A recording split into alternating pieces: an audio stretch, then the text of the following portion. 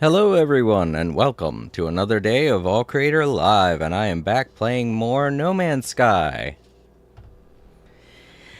Whew, okay. Well, today I'm going to be starting the newest expedition that just dropped yesterday. I don't know what it's called, but the patch is called the Breach Update, which is supposed to add a whole bunch of new customizations to our Corvette, as well as base parts and ghosts. Apparently, I don't know. We'll learn more when we get into the expedition. Now, I do have to say that I was very eager to play the new patch and see all of the new stuff. So this morning, before I started work, I played for a couple hours, like maybe 2 hours. Oh my god, the expedition's 3 weeks? Not even 4. So one of these days I'm going to have to play, one of these weeks I'm going to have to play No Man's Sky twice in a row. Or three times? Like 2 of these weeks I'm going to have to do it because it's like 5, right? 5 phases, right? So, yeah, 2 of these weeks I'm going to have to play No Man's Sky twice in a row. Great. So yeah, I guess that's what I'm going to be doing on Tuesdays now. Unexpectedly, I just noticed that down at the bottom there. I didn't see it early this morning when I was playing because I wasn't planning on starting the expedition because I was going to be doing it for the stream. And now that I see it, I'm like, oh fuck. Sorry, just making some adjustments to my microphone here. There we go. Trying to distance my phone away from... There we go. Trying to distance my phone away from the microphone itself. That way it doesn't bump into it. Alright. But yeah, I played for a little bit under 2 hours early this morning to check out all the new stuff. But unfortunately, I don't think it's available just like as is, like how the Corvette was, where you could just play it and you could instantly get the Corvette. The pieces, you have to do something special in order to find them, and I don't know what that thing is. So that's why I'm glad I'm going to be playing the expedition, because expeditions are typically centered around teaching you new mechanics to No Man's Sky, and whatever it is I have to do to get these new parts for my Corvette slash base, I guess will be divulged during the expedition. It's supposed to be a Halloween themed expedition, and that makes a lot of sense why it's going to be lasting for 3 weeks. Because that's one extra week. Because some people celebrate Halloween a little bit after Halloween is over. But that goes without saying that this is going to be a spooky expedition, which doesn't mean it's going to be a bad expedition or a hard expedition. It just means there's going to be weird stuff in it, like how last year we got a spooky expedition that introduced us to some of the creatures that live in the world of glass, this mythical place we've been hearing about as we've been venturing through No Man's Sky. So either we're going to be seeing more creatures from the world of glass, or we're going to experience something different this time around. I will not be playing my main save. I will be playing the save data. I gotta rename this save data. I don't know what to name it though. I will be playing the save data that I played last month for the Voyagers expedition. So This poor little guy is going to be experiencing more trauma. He had to go through the whole ordeal of running from the law. Now he's going to be experiencing ghosts and shit. I don't know what to name this guy. This little blue creature. I don't know what to name him. I want to name him Blue Justice, but that was what I named his pet, so I don't want him to have the same name as his pet. I guess we could figure out what his name's going to be at the end of this expedition, because he is the one we're going to be seeing the most of as we continue on in No Man's Sky doing expeditions. He's now permanently the one we're going to be going to finish the expedition, do the expeditions with. Also, I experienced a weird glitch. I have my audio mixer for Spotify set up to where I can hear the audio without it being picked up by the stream, you know, to avoid copyrights and such. Because I enjoy listening to Spotify while I play this, but I used to do that with my old laptop, but since Microsoft has decided no longer to continue supporting Windows 10, I'm no longer able to use my old laptop to go online without risking my security. So from now on, I am going to be using my one laptop to do all of my streaming things. And my other laptop's just going to be strictly work-related stuff whenever I have to do art stuff. Oh, right. The glitch is, I experienced it before I started the stream this morning. For some reason, the microphone cut out, and when it did, it also cut out the external source that I have Spotify going to, so I can hear it through the headphones alongside of the chat. So if that happens, I have to immediately switch to another screen. That way I can avoid getting a copyright strike on my stream. And, you know, those things are not good. It's no joke. So if you suddenly see the screen go to, it'll be the start screen, or maybe the end screen. Which one do I choose? Neither of those have any connection. But yeah, if you suddenly see the stream do this, if the stream suddenly does that, then you know what happened. Alright? I'm just giving you a bit of a warning in advance. Because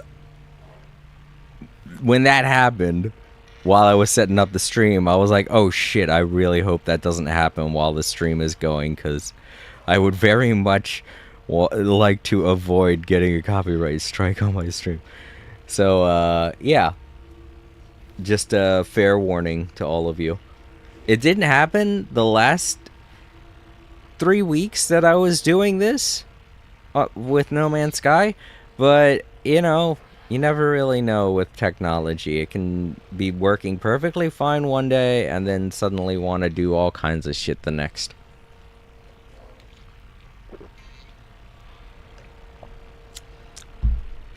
Alright. I got my focused energy drink going. I'm ready to play. Let's get in his little mobile ship and you know, start up this expedition. To anyone that doesn't know how to start an expedition in a already present save file, I am about to show you that right now, so don't worry. Alright, so you're going to want to go to the space anomaly. For some reason, the space anomaly doesn't stay in your solar system anymore. I don't know when they changed that, but it just hasn't been doing that for me. no matter what save I go to, the space anomaly is always gone, and I always have to resummon it again. I guess that's just going to be a permanent thing from now on. Oh well.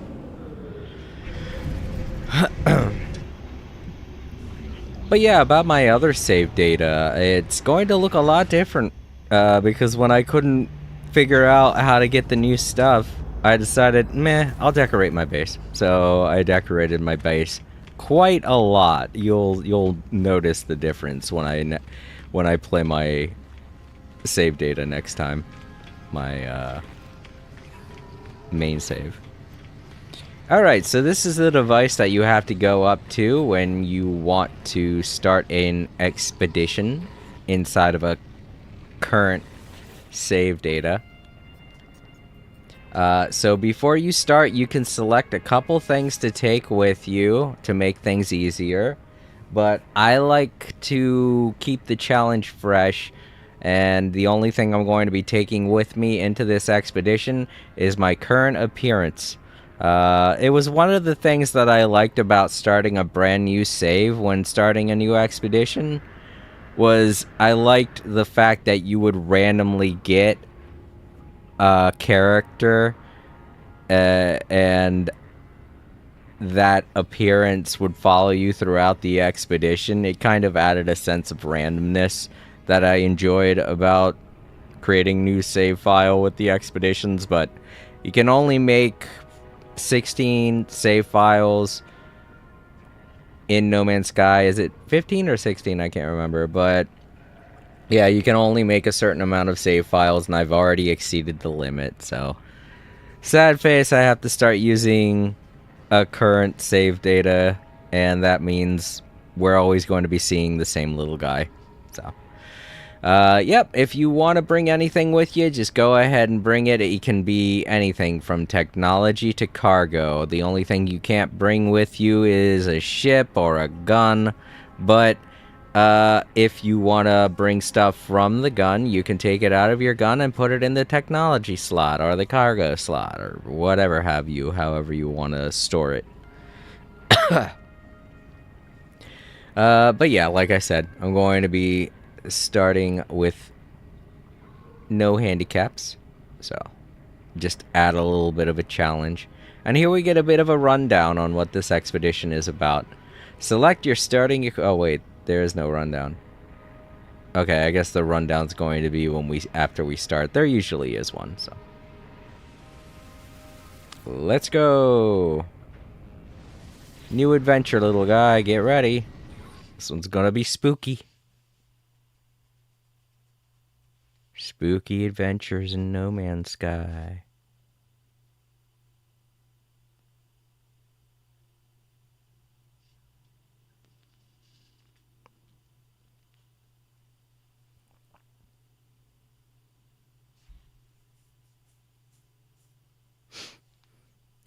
Takes a while, because you're basically starting kind of a new save. Initialize expedition. Once the expedition is complete, typically you're capable of choosing whether you want to keep this save data as your brand new save data or go back to your old save. I couldn't figure that out last time, so I just ended up reverting everything to the previous save data. But hopefully we'll figure out something this time, and I'm able to do all of the optional expeditions, expedition milestones, because I feel like that could have been what was causing the problem last time. Ooh, we got that gun.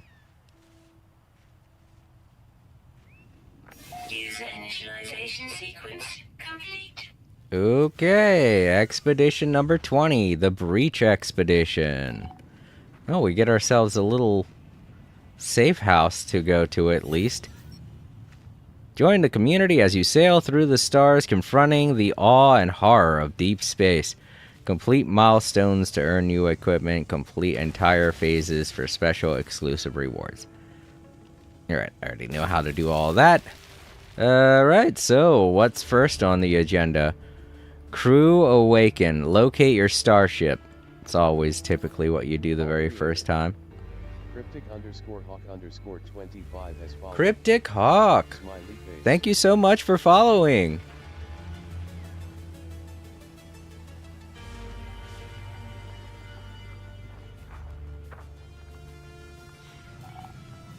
Oh, there goes somebody. The All Creator Live Archives. Oh, I should probably mute. I don't know how everything works now. I don't want people to hear me and think I'm talking to them. Alright, there's my ship. And there's somebody over there. So, this first milestone is super easy. Oh, I get a pretty cool ship this time.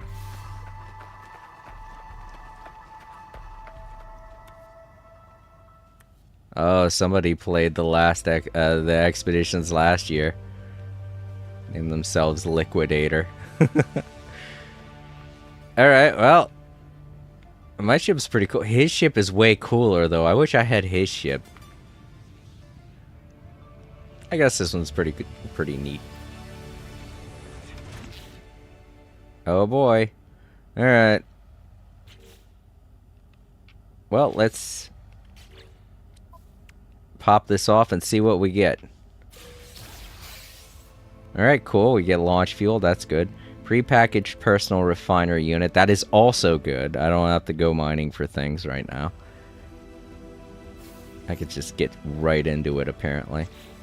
Alright, next up. Wings in the Dark. Current objective, launch into space for the first time. Well, obviously we're going to have to fix our ship first, so let's see what we're going to need. Pure ferrite. And hermetic seal, metal plating we can make once we get more ferrite dust. I don't know why we started out with dehydrogen jelly, but I guess somebody gave it to me, maybe? Oh yeah, no, it's on my ship. Never mind. Cool. Oh, we also start out with bullets. And some repair kits. Okay, cool. I could use those. Personal refiner unit. Right, this is definitely useful. It's inside of my starship. Oh, that's why. Because when I popped off the milestone, it put all of the stuff that I just got inside of the starship. I'm going to keep that in there. Since we have only one of them, I think I'm going to use it to make to fix a more annoying element that we might not get. Pure ferrite's going to be easy to get, so the metal plating, the pure ferrite will be good. The hermetic seal, I forget what I need to craft those. It's been a while since I've made hermetic seals. What do we need again? Condensed carbon. That's a bit of an annoyance to make because you have to put it in the refiner and bust up a whole bunch of trees, so I may as well use the repair kit on that. There. Oh, I should have looked at my multi-tool first. No, nothing's broken here. Okay, cool. Alright, let's get out and start mining some rocks. They're fucking everywhere. It's... Oh, wait, these are mushrooms. Never mind.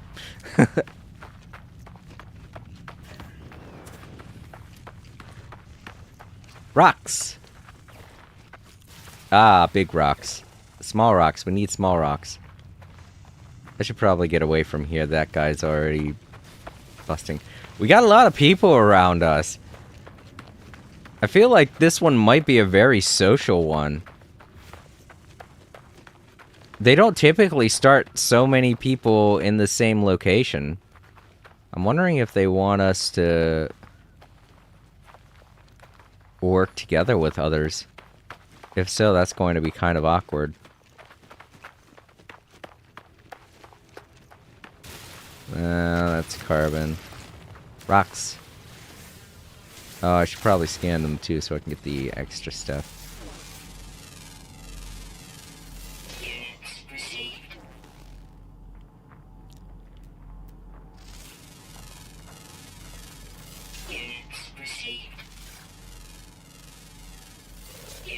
Where are the rocks at? Not a rock, not a rock. That's not a rock? Okay. Rock.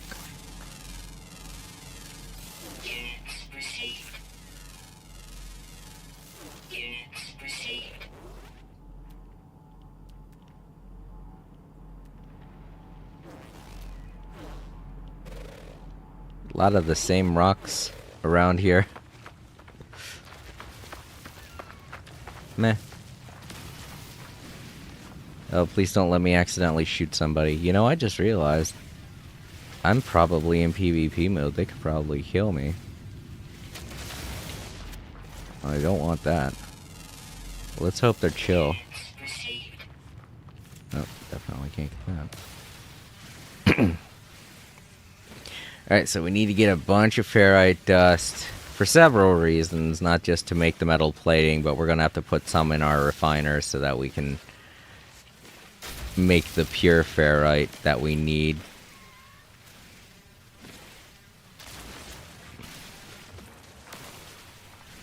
Ah, why did I have so many big rocks? Oh, wait. That's the one that I wanted to scan before, and I couldn't because I destroyed it too fast. Has oxygen in it. Oxygen's good. Oh.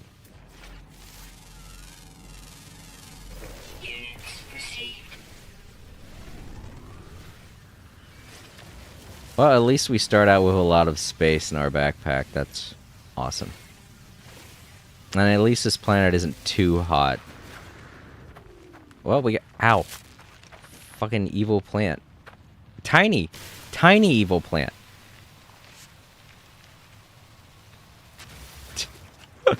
Last time I played for the stream, I talked about how those snapping plants are so big that they're not, you know, they're easy to see. What do they do? Decide to shrink them? Alright, he thinks they're too easy to see and easy to dodge. Well, let's shrink them down then. Because typically they're not that small. They're about the size of this guy right here. I'll take the hit. I'll be fine. You ain't got nothing. Oh, I can't even mine for those.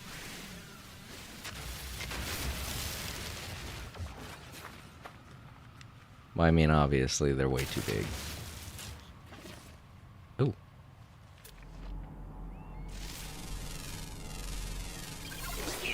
That's why I was also mining the plants. I know I need ferrite dust, but I also need carbon, because carbon is a very basic fuel for a lot of things.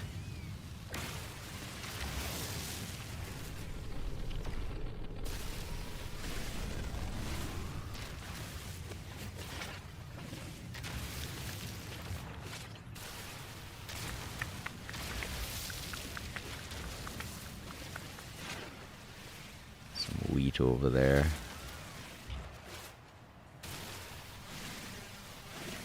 I'm happy I'm getting a lot of oxygen too. That's going to be useful in the future.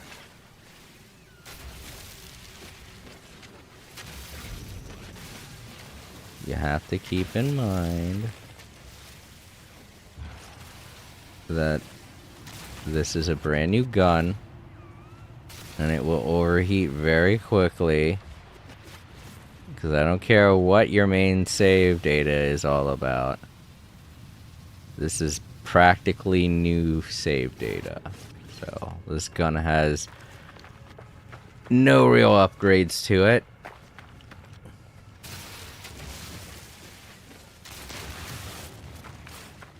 Alright, well, a lot of the people are already leaving. Let's save just to A, grab the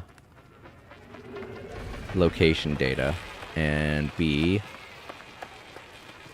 saving's a good idea. Oh shit, eggs. Oh no. Please don't let somebody be stupid enough to try and get those. Oh no. That's gonna be bad for all of us if someone tries to pick one of them up. Which one's mine again? I'm pretty sure it's this one, the blue and white one. I really like the color scheme of this one. It really matches my character. Alright, let's make that metal plating. Should only need one, right? The dehydrogen jelly somebody gave me. Either that or I got it for free. I gotta put that in a thing. Alright, metal plating. Alright, that's repaired. Pure ferrite. Alright, let's put the ferrite dust, half of it, in our personal refiner. Oh, as well as fuel. Don't put the fuel in there because the fuel will, you know. Technology recharge. Huh? Why not? Pulse engine repaired. Yeah, I know. I know, launch thruster crystal. I'm trying. Why is the request operation unavailable? Why? Why can't I? Huh? Does ferrite dust not make pure ferrite anymore, or?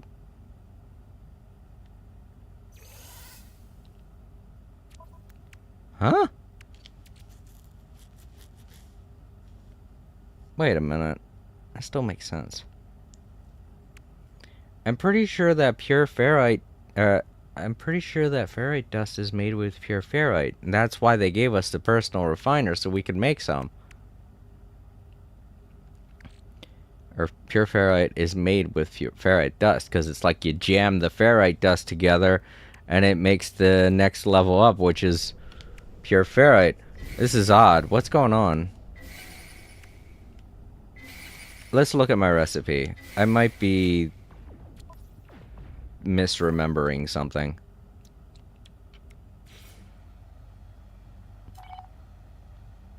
I know locate pure Why is it telling me that? I wanted to look at it in the thing to...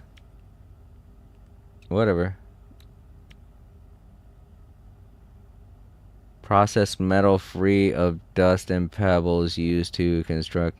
Typically purified from ferrite dust using the refine. Yeah, but can occasionally be found in large deposits. Yeah. I was right. You make pure ferrite with ferrite dust. What's going on? Is this a glitch? I know that typically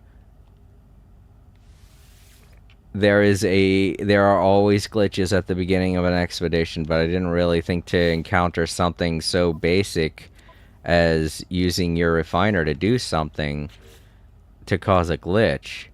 Let's just put it in there as is. Okay. Why didn't it do it when I put it in there manually? Why did it start doing it when I put it in there automatically? Okay, that is definitely a bug. That's very weird. I'm going to try again and see if it happens again.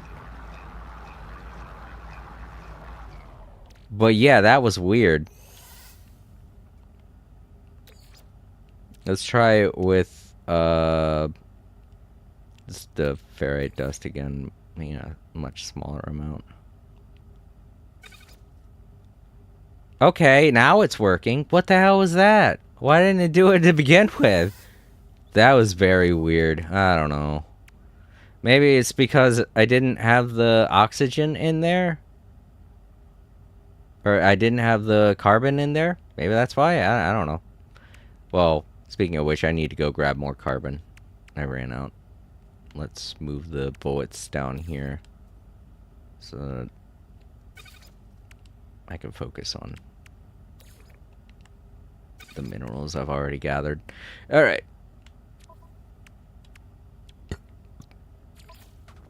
Here we go. That was a very weird glitch, but whatever. Now we're back on track. And it's daytime, so let's go cut down some trees. Well, not specifically trees. There aren't that many trees on this planet. Just beat up a bunch of plants. Because we're going to need the carbon. Whoops, for that very reason. Technology recharge.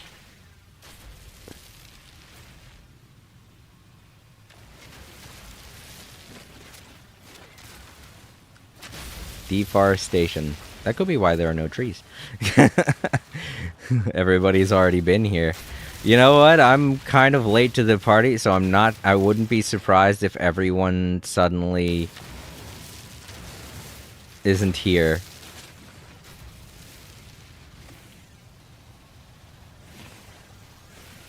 Not only that, but most of them probably aren't talking to nobody. Technology recharge. I hate that is a thing that is a permanent mainstay with my stream, is that this acts more like a vlog than it does a regular stream. If you go to anybody else's stream, there are typically always people in there conversing with chat. Well, that's not true. Some streams aren't like that. I have a buddy. You know what? I probably shouldn't name drop him with everything that I talk about on this stream. I don't want to make people think stuff. But yeah, he doesn't really talk to anybody in the stream. He just you know, talks to the people that he's playing games with. So not every stream is like that, where they talk to the chat. There needs to be certain classifications like that, you know? Like, there should be social streams where the person streaming intentionally talks to the chat. And then there should just be, like, regular gaming streams where the person talks to the people that they're playing the game with.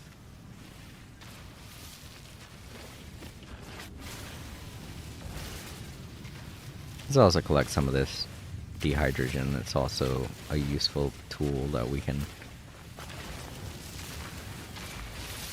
Whoops.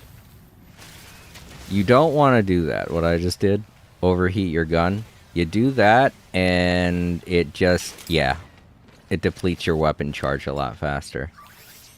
Technology recharge.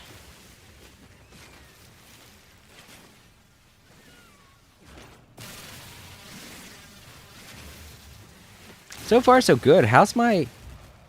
Whoa, for some reason, it's not that hot. I guess maybe this planet has hot nights? I don't know how that works. Whatever. Yeah, because I remember when I first started up, it was nighttime, and the weather was hot. So I'm guessing this planet just has hot nights for some reason. Very weird for a planet. Very weird for anything to be hot at night. Yeah, well. I guess maybe if you were on the surface of the sun, maybe. Maybe you'd have hot nights.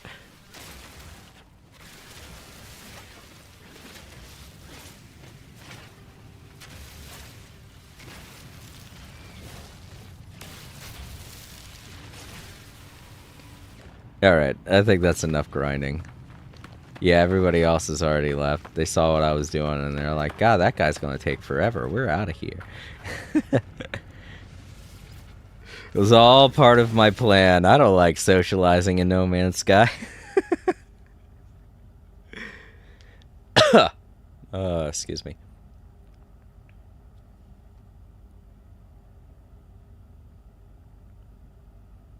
Cryptic Hawk. This is a really cool name. I'm sorry, I was just looking at my notification again and I just realized his name was Cryptic Hawk. I said thank you to him earlier. I didn't realize what I was saying because I was kind of in the middle of having a panic attack over the personal refiner and all that stuff that I was getting. That I didn't realize the person who followed me, their name is really cool.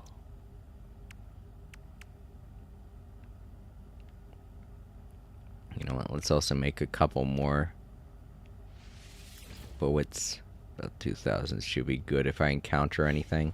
Alright, so our ship is all better. And we're ready to take off into the sky. Woo! And into space. So they're all going over there, apparently. Whoa, jeez, where the fuck did that come from?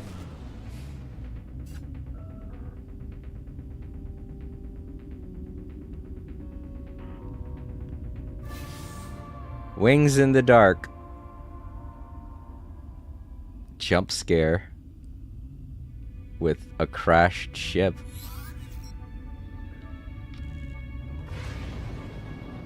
Well, not a crashed ship, an abandoned freighter. Is this an abandoned freighter, or is it... No, it's not an abandoned freighter. I think it's just like a messed up freighter. Is this part of the lore? Because it feels like it just popped up out of nowhere for a reason.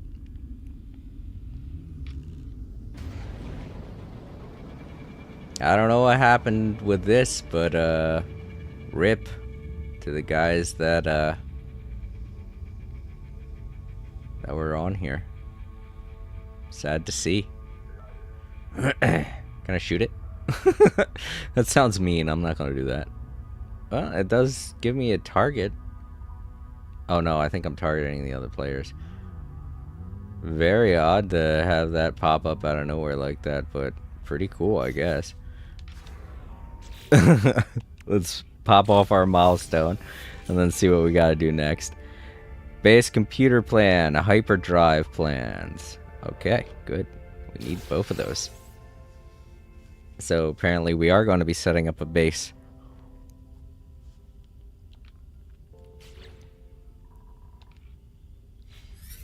I already know about the hyperdrive. But I need to make these and get some chromatic metal. And the chromatic metal we're going to have to go back down to the planet to get. So I don't know why they had us take off in the first place. Well, all those guys seem to be on that planet over there. So maybe... Oh, this isn't a planet. This is a moon. Well, regardless, I'm pretty sure it has copper on it. No, it has quartzite. Oh, we're in the purple system. Wait a minute. Is that a gas giant?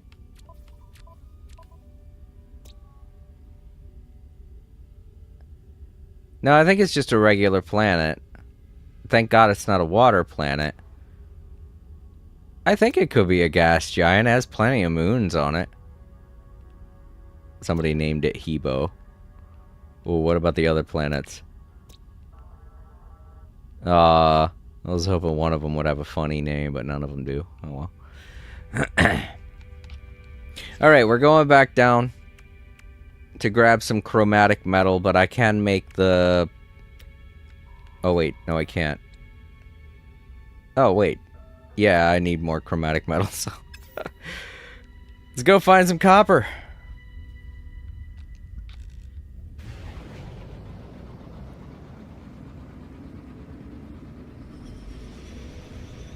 I don't know what happened to that freighter, but something did, definitely. Something bad. Hoping I don't end up like that one day. And let's just land right here. Anywhere will do. Alright, chromatic metal. We need the quartzite. Which might be hard because everybody is farming it on the same moon, probably. There's a quartzite deposit. Relatively close by. So this might be difficult to get now that I'm thinking about it. I might have wanted to go to a different planet. This being this... Oh, wow! I wish I had an advanced mining laser right now. Those things contain some very useful stuff. I also forgot this is new save, so I'm slower.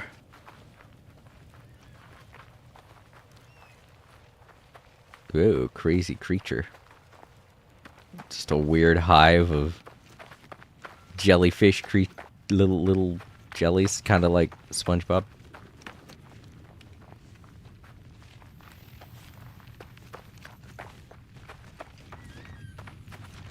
Alright, I got the terrain manipulator, right? Yes, I do. Alright, a little advanced tip. Oh, this one isn't going to have that much in it. If you see a deposit that has little bits of dirt in it, that means it's not going to yield as much as a normal deposit would. But to at least offset that, hit the, if you're playing on PlayStation 5, it will be the L1 button. If you're playing on Xbox, I don't know what the right bumper is called, but you're going to want to hit, or left bumper is called, but you're going to want to hit that to make this little radius smaller. The smaller it is, the more you will be picking up. And don't worry too much about picking up silicate powder along with it, because silicate powder is still useful. It is used to recharge your terrain manipulator. So picking up some of that along with your quartzite or copper or whatever type of deposit you're mining is good. But yeah, as you can see, this is taking a lot longer when you make the radius smaller like that. It makes it take a lot longer to mine the deposit, but that's okay because it yields a lot more.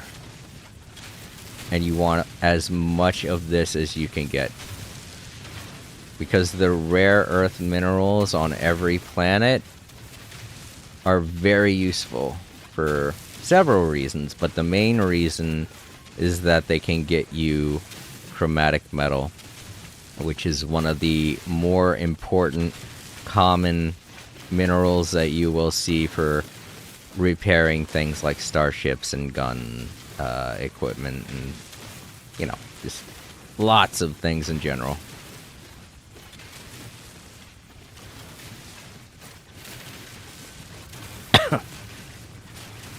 But if you end up getting way more silicate powder than you typically feel comfortable with getting, don't worry, because silicate powder can also be used to make glass. And glass is a very fun. I'm about to show you. Go all the way over. It'll recommend you use these to recharge it, but no, don't use those. Go all the way over to the very end and use the very last thing, which is always going to be silicate powder. It is something that you're going to be getting a heck of a lot of, and all the other things that it recommends you use to recharge the terrain manipulator, they're all useful for so many other reasons. Silica powder is only really used to recharge the terrain manipulator, and that's it. It's other uses to make glass, and that is more of a decoratory thing. Get every last bit of the deposit.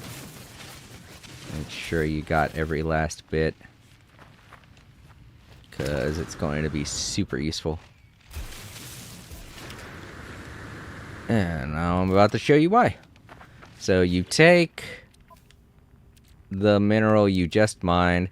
You might want to keep some of it, because sometimes this is useful. It depends on whether or not you're in an expedition or if you're just starting up a main save. But if you are starting an expedition, just take the entire thing and just flat out put it right in your refiner. You're gonna need every single bit of the chromatic metal that it makes. And the cool thing about a personal refiner is, as you can see, you could just plop it into your refiner and keep on going. You don't have to worry about going back to a stationary spot.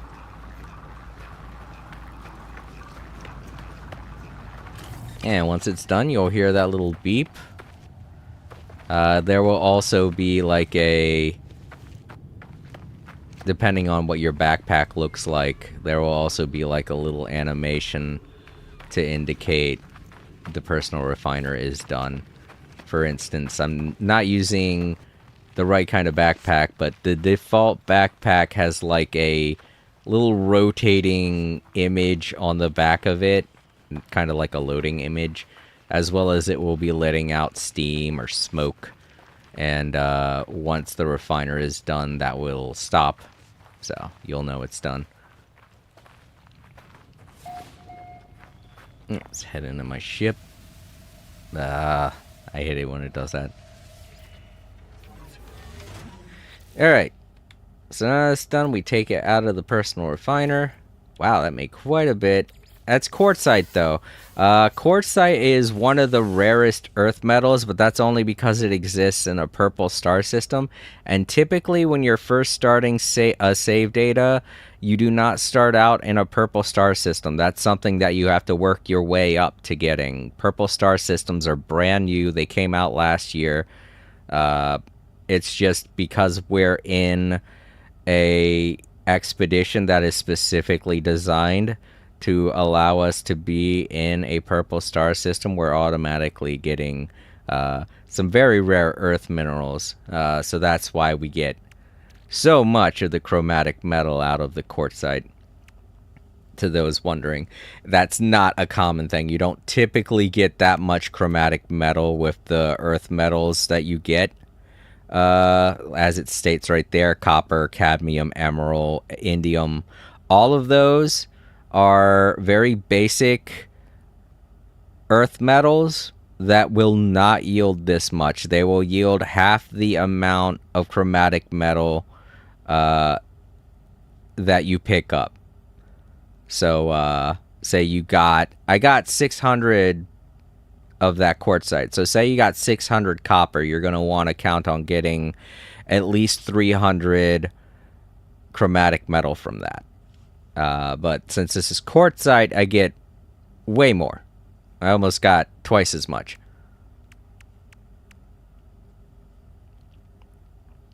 Okay, the other thing we need to make is the carbon nanotube. Super easy. Another reason why you need to pick up carbon like crazy. I think I have to make 2 of those, right? Let's take a look here. We got the chromatic metal. The processing unit, it requires 2 carbon nanotubes. No, requires 1. There we go. And now we got that. Oh, we need 5 of them. Right? Is that what it said? Ugh, I keep accidentally clicking on it. 5. Okay, yeah. So, good thing we got so much chromatic metal. As well as the carbon. So we're going to need about 4 more of these.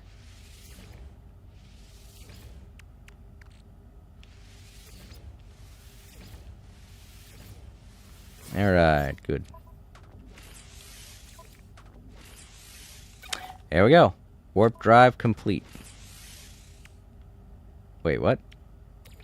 Oh, right. We're going to need to fuel it. So in order to fuel it, you're going to need to make antimatter and antimatter housing. Antimatter, I think, requires carbon and chromatic metal and condensed carbon. Like I said, chromatic metal is super important, especially when you're first starting out in a save, in your save data. Chromatic metal is super important. That's why you're going to need to use every bit of the earth metal that you collect.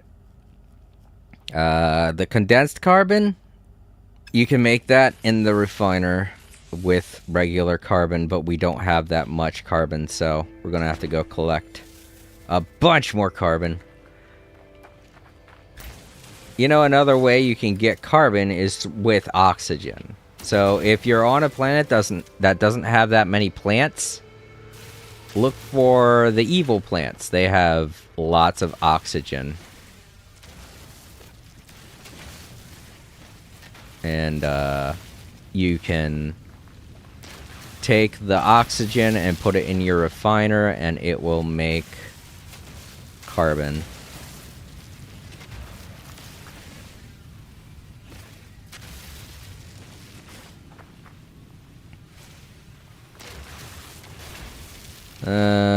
I might have to do that because there are...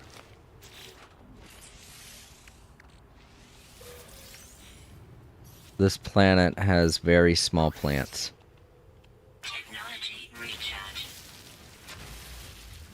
And they don't yield that much.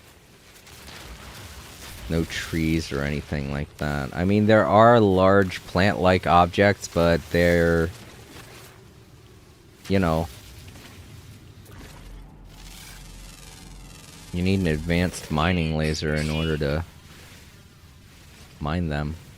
So... What the hell? Another new plant? Jeez. Another new rock, I mean. Units received.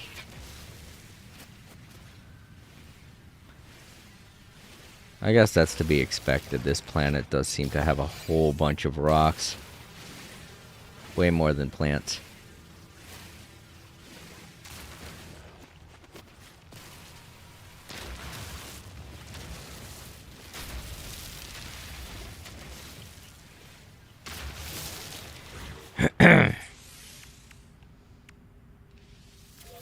It's 74. How much do we need again?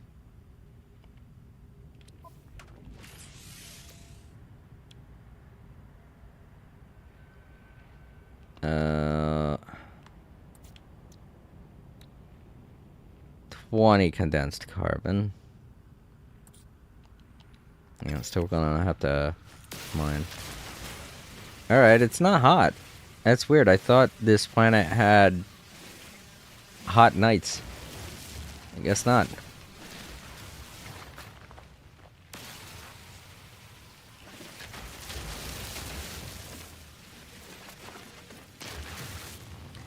Bushes are the ones that are probably going to give me the most carbon. It's just I'm not seeing as many of them.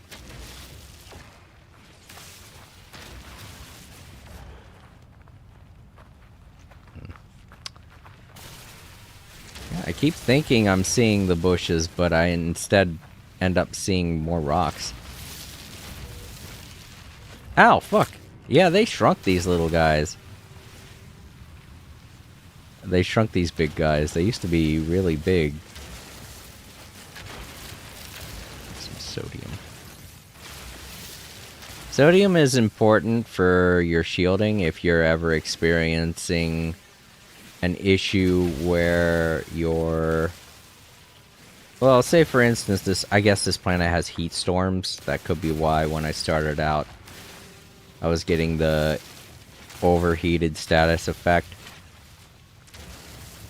But yeah, whenever you're encountering an issue like that, that's straining your shielding, you can use...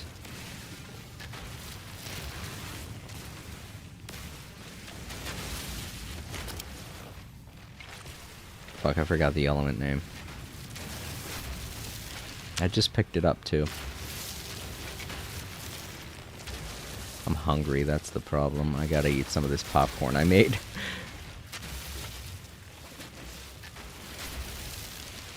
This is probably like the reason why most of my No Man's Sky streams are so chill. Especially the first part of any expedition, because I spend most of the time collecting materials, so.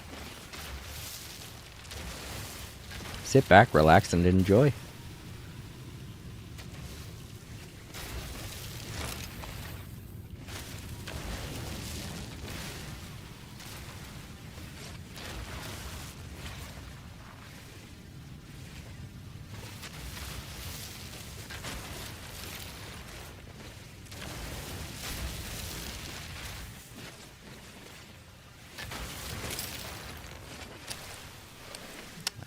Fucking hate when I do that.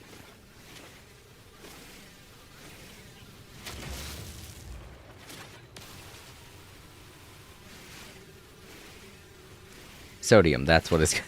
I just remembered.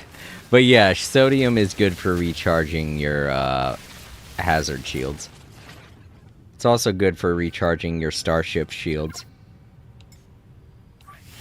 Technology recharge. Gonna have to take half of this and make it into condensed carbon. Because until we get the advanced mining laser, we're not going to be able to get condensed carbon the old-fashioned way. We're gonna have to refine it.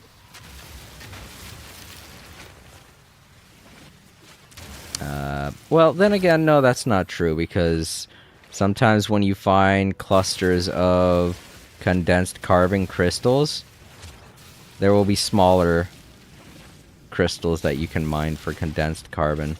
It's not as lucrative as the larger crystals, you know? So, in terms of whether or not it's easier to mine the small crystals as opposed to doing what I'm doing now, this is way easier. Because otherwise you're going to be traveling several units just to find the tiny crystals. And then when you collect them, you're not going to get as much as you would the larger ones, because typically the smaller crystals are clumped around the larger ones.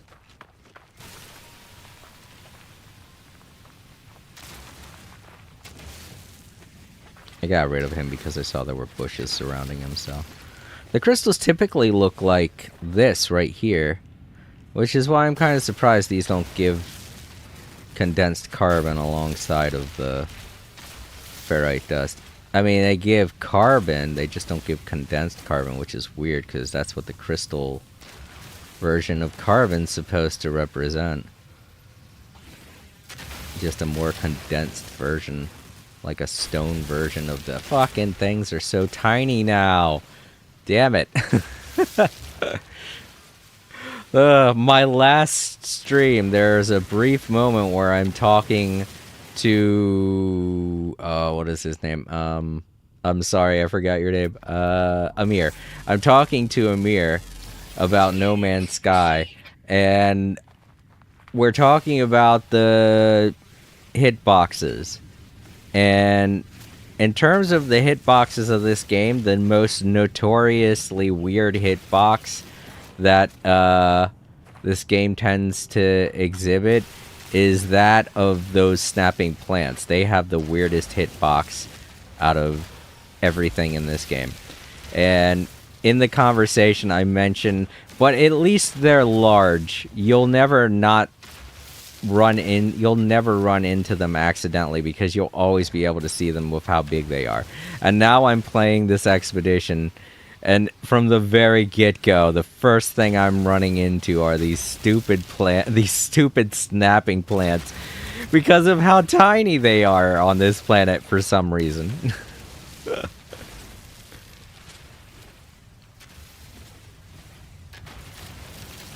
I swear Sean Murray or someone at Hello Games is making up fake accounts just to observe my stream and not call attention to it.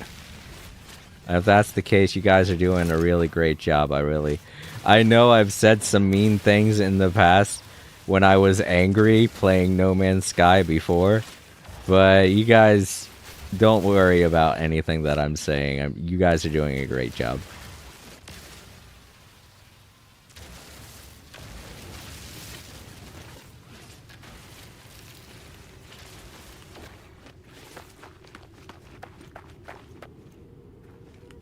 Hell, if I hated this game, I wouldn't be playing it so much. I just tend to say things when I'm angry that I don't really mean. I mean, if I did mean them, I'd keep bringing them up in every stream, even streams that don't involve the thing that I'm playing, you know? Like with all the political atmosphere and all the shit that I hate Trump is doing, I bring that up like all the time. And that's only because I actually hate the man.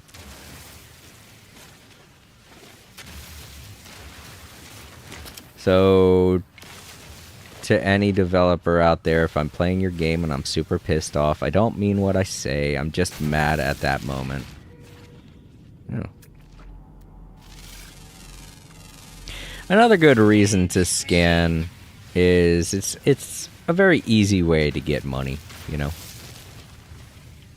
So it's not just good for harvesting materials because you'll get extra stuff, but it's also good in terms of getting money. Alright, I feel like I have enough now. I got a little caught up. I think I've got more than enough.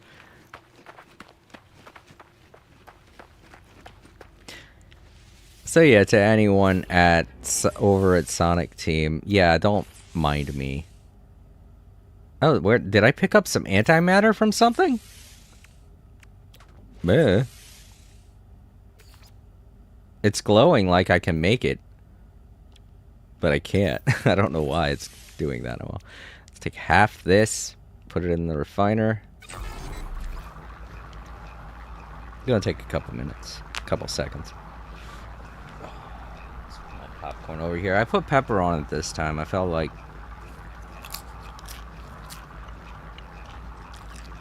eating a little spicy.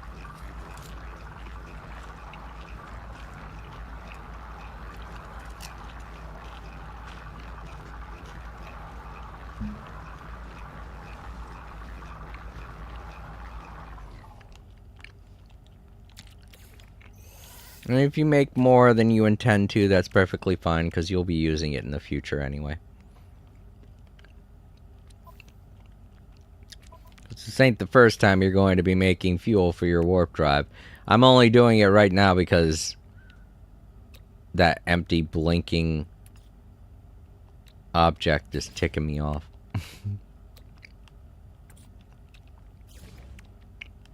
And there we go. That's a warp drive. Typically, if you want to fill up your hyperdrive to 100%, you're going to want to make 4 of those. So do what I just did, but 4 times.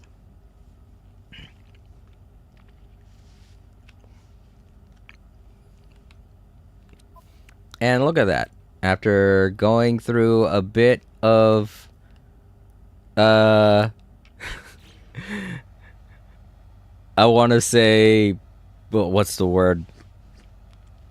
Obsessive collecting, just having a brief conversation, I was able to collect all of that, and that's a pretty decent amount.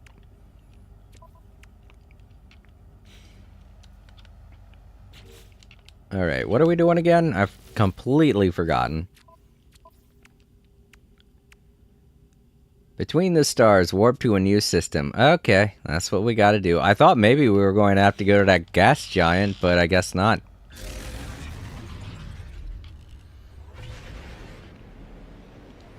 Yeah, it's still near the destroyed. I legitimately feel like that has to have something to do with the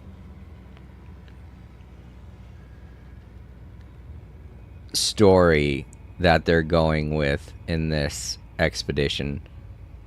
I do, you know? Because it's not...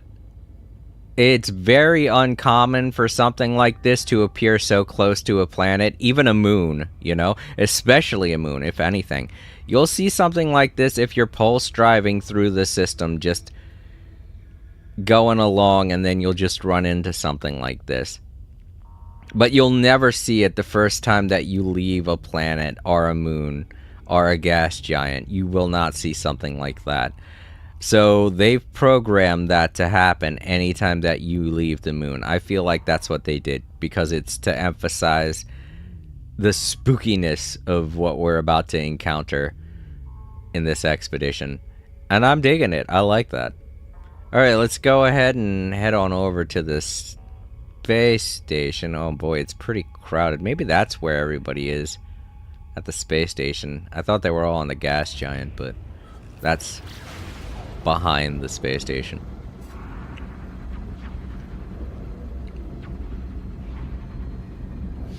A lot of them are probably there because they're working on their Corvette. Whenever you start up a new save data, when you go to the space station for the first time, you'll be given a Corvette.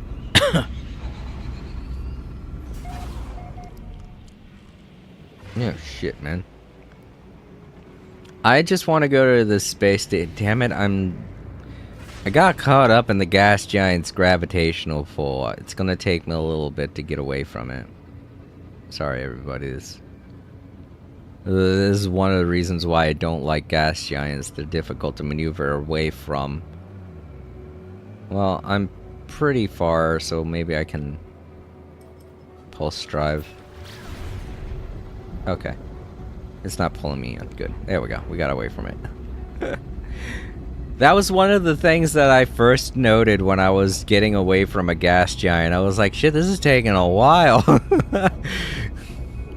The gravity on this thing is crazy. But yeah, I'm going to the space station because I want to log the space station as a place that I visited. Oh no. This is a broken space station. I'm still going to go into it because it'll allow me to teleport back to this system if I do. Because even though this is a abandoned space station, it's still got a portal on it that I can use to teleport back here. And that's all I had to do. I didn't have to talk to anyone, do anything. Any space station you go to, this is all you gotta do to be able to access its portal. Except for pirated systems. You cannot go to a pirate system from a regular system. You can only teleport to pirate systems from other pirate systems, because pirate systems are locked out of every other system. Well, for a reason. It's because they've broken away from the Atlas. They're basically off the radar, as they say.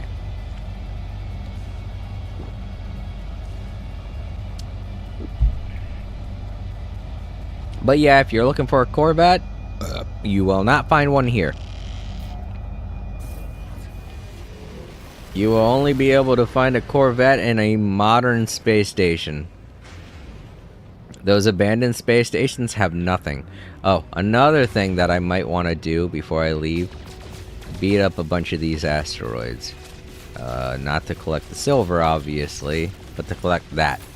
Tritium. Tritium is used to power your pulse engine. And if you don't get tritium, you will be drifting in space. Oh, right. I completely forgot this is a thing that'll happen sometimes. Occasionally now when you're mining asteroids, some spooky jellyfish will show up to ruin your day. They don't do much damage when they hit your starship, but if they get rid of your shields, you might be in trouble. Because as you can see, you have to destroy a lot of these asteroids in order to get the tritium. So the more of them you destroy, the more jellyfish will show up. And the more jellyfish that are coming at you,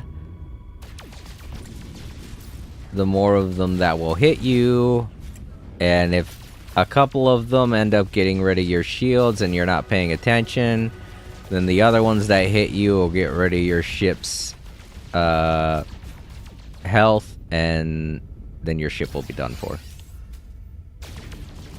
And it really only happens if you're not paying attention, but you can get to a point in this game where you're just doing something and the world around you just disappears. Much like any game like this, it will suck you in and you'll be playing it for several hours and lose track of time. And yeah, just be mindful of that. It doesn't happen a lot. No! Okay, he missed me. He's gonna turn around though. I can't find. Oh fuck, there are a couple. See, this is what I'm saying.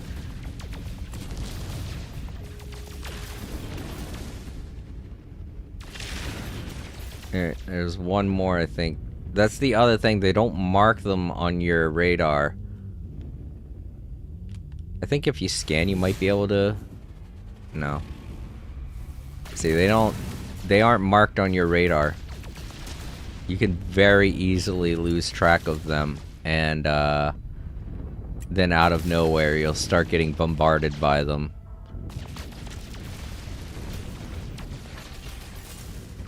This is a lot more than I'm used to, though.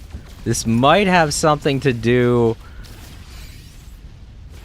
with the expedition. Because there typically isn't this many that spawn when you're beating... Yeah, they're all over the place. What the hell? Wait, are they just randomly floating in space now? Typically, they only show up when you're mining asteroids. Like, I mean, in the sense that they come out of the asteroids, you know? Holy shit, I can shoot pretty far in this thing. It's got pretty good range. This is crazy, though, that there are so many of these jellyfish. Well, I guess we know exactly why why that freighter was damaged so badly. I wonder how badly this is going to get the further we get into this expedition. It looks like they're only coming after me when I get close enough for them to notice me. I wonder if they only appear around the storms too, because there's also a storm nearby that I haven't been taking account of. But yeah, the tritium is very important to fuel your starship with. If you don't get it, you're gonna be just floating in space and trying to find an asteroid field to mine more tritium from. So anytime you see an asteroid field, do your best to collect as much tritium as you want to. But, you know, a good deal of it is what you're gonna want to get when you first start out. Part of me is wondering if they're only popping out of the blue ones, because I haven't been seeing any show up when I bust up brown asteroid. Nope, they're there too. They're in the brown ones too. It wouldn't be so annoying if maybe they dropped something when you destroyed them, but all of these spooky jellyfish creatures, you destroy them, they don't do shit. They don't give you nothing. Whether you see them in water, on abandoned freighters, where else do you see them? I guess you see them in space now. I would like to say that you see them on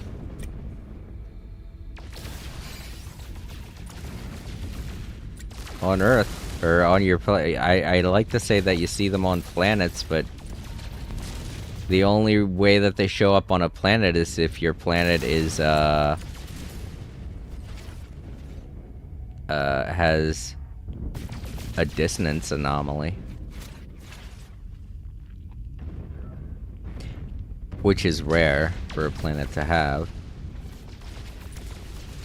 They were first introduced during the Cursed expedition, so typically they're called curses. Ironically, that's what the whole Halloween event expedition was about last year. So it looks a lot like this. These weird spooky jellyfish things show up and they try to take care of you. They're supposed to be from the world of glass. So I guess it kind of makes sense why these ones don't give you anything, because they're from the world of glass, but it's the ones that are on a anomalous dissonant planet.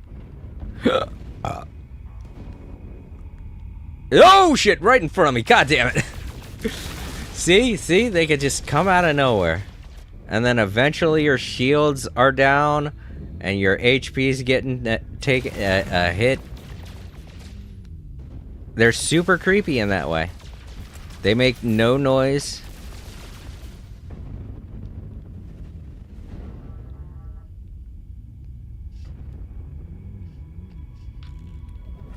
I'm getting out of here. This is getting way too real now.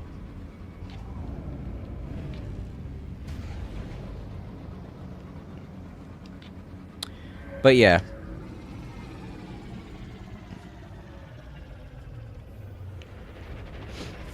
It can be very difficult, too, to get rid of them if you let them get that close, because much like when you're playing an FPS shooter, if a person gets up close to you and just starts running around you in circles, you're gonna be running around in circles trying to find them so you can shoot them. Meanwhile, they're doing melee damage to you the entire time. So that's another reason why they're very dangerous. Is it can get like that if you let way too many of them get close to you. The ones underwater aren't that bad because they disappear when they hit you, but the ones in space, I killed them before I let them get any closer to me, but as you can see, the one hit me, it didn't disappear. It took out a little bit of my shielding, but it did not disappear. Oh, I got a reward for killing them. Hey! How nice. I did not think that was... Yeah, like I said, it felt like it was part of the expedition. It was part of Phase 2. So I was a little... I jumped the gun on that. Star Spawn. That's what they're called, apparently. I didn't know that. Alright, well, let's pop that off and get the stuff for it, which is cool. We're not going to be using any of this stuff until... the next time I stream No Man's Sky. Ooh, we also got some upgrades for our starship. There we go. All of it was worth it.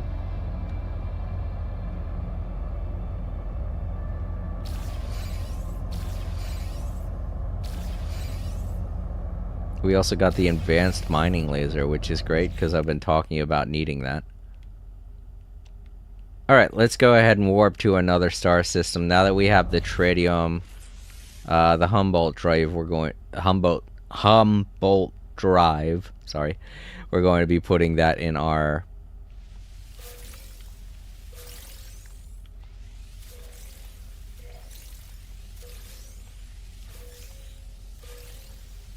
We're going to be putting that in our Nautilus next time we stream. Why is it telling me to install it? I can't put it in. I don't have the thing yet. Jeez. Oh, that's going to be super annoying now.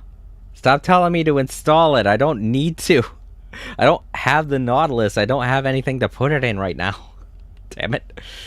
Oh well. Every time I go over to my starship, it's going to be doing that now, and it's going to annoy me. But yeah, the tritium is very important for your pulse engine, so... That's why I needed to collect more of it. Let's go ahead and save too. There we go. That'll give us a restore point so that if anything breaks down when we're... I tend to have problems when I'm warping between systems during these expeditions lately, so if we experience any problems this time, I want to be ready. I know that that was only happening last time because the Corvette was is a new ship, so it still had some bugs that they had to work out. Alright, we only have one thing, so let's go ahead and warp to here. We're gonna have to go there eventually, but let's just do this to tick off that milestone. We're gonna have to collect more chromatic metal at some point to make more antimatter, so hopefully there'll be a planet we can safely do that on in this system.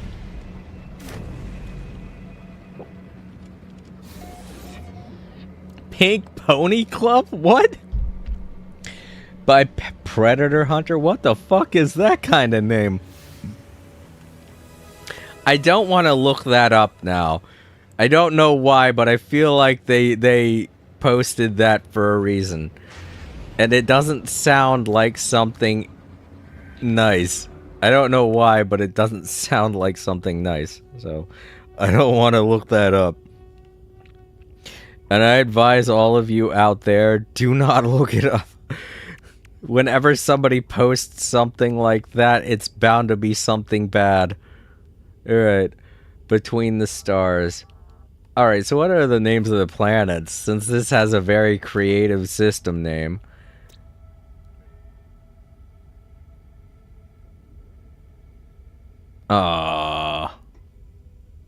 Wait, that's different.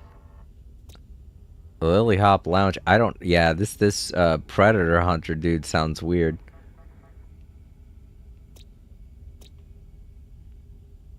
Yeah, all these also look like regular names.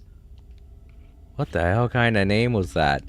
Alright, let's go ahead and pop off this milestone.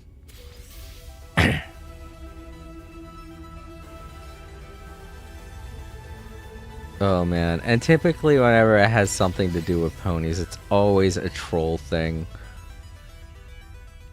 Alright, let's go ahead. Salvageable scrap. That's a paradise planet. That's a good option. One of the others. Nope. Noxious planet.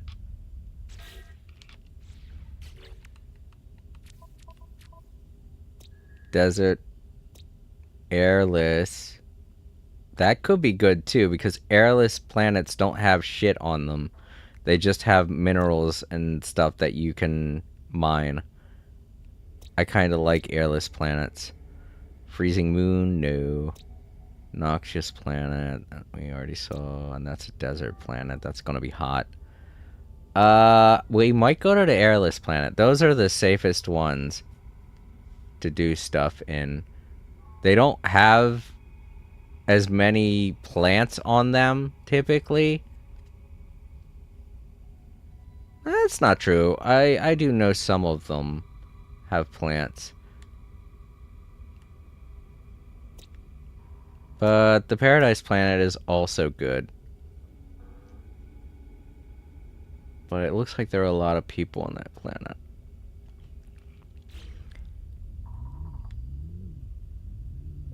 What about the activity? How's the Sentinel activity? No Sentinels.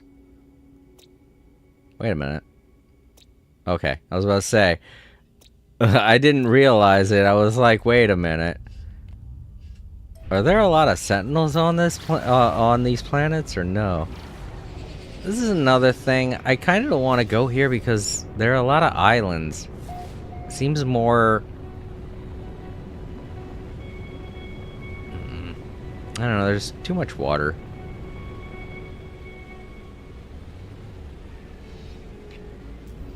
Alright, let's see what we got.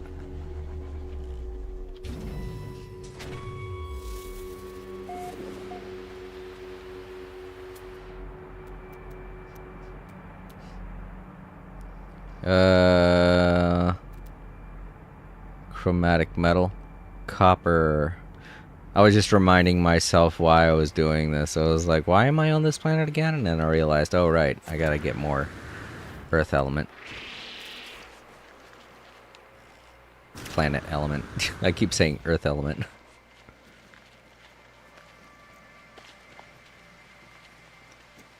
At least the snapping plants on this planet are bigger. You can clearly see the dangerous plants on this planet.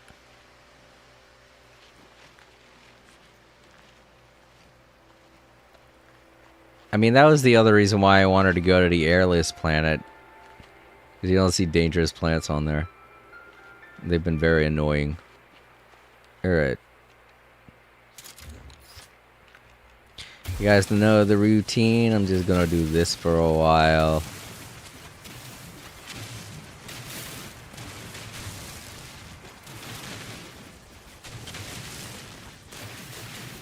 Ugh. I think the most annoying part about this is that I can't eat while I'm doing it. Because I would like to eat. I made this popcorn for a reason.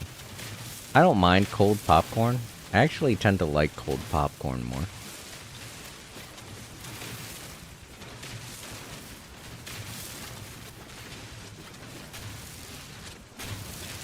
But it's the fact that I'm hungry, you know? I don't care if it's hot or cold. Just want to eat it. Right now. Kind of want to just lean over and dip my entire face in the bowl.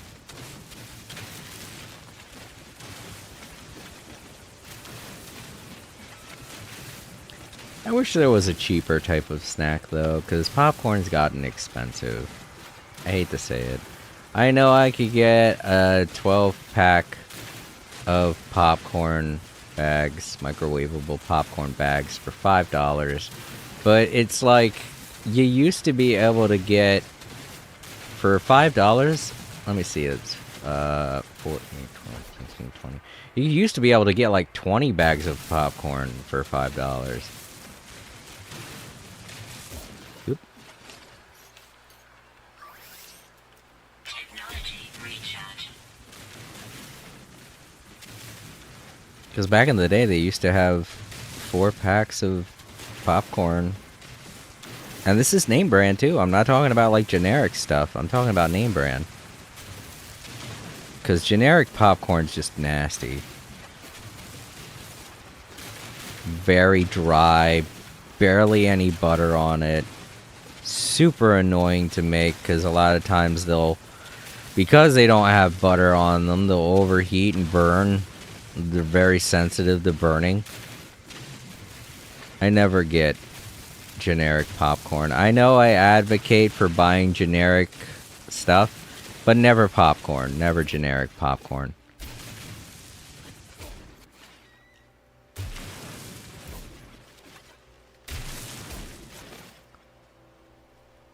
Alright, cool. I think that should set me, but as I stated when I was on the previous planet, take a look at how much copper or how much chromatic metal I get from this copper. You know what? I'm going to go into the refiner and show you that way.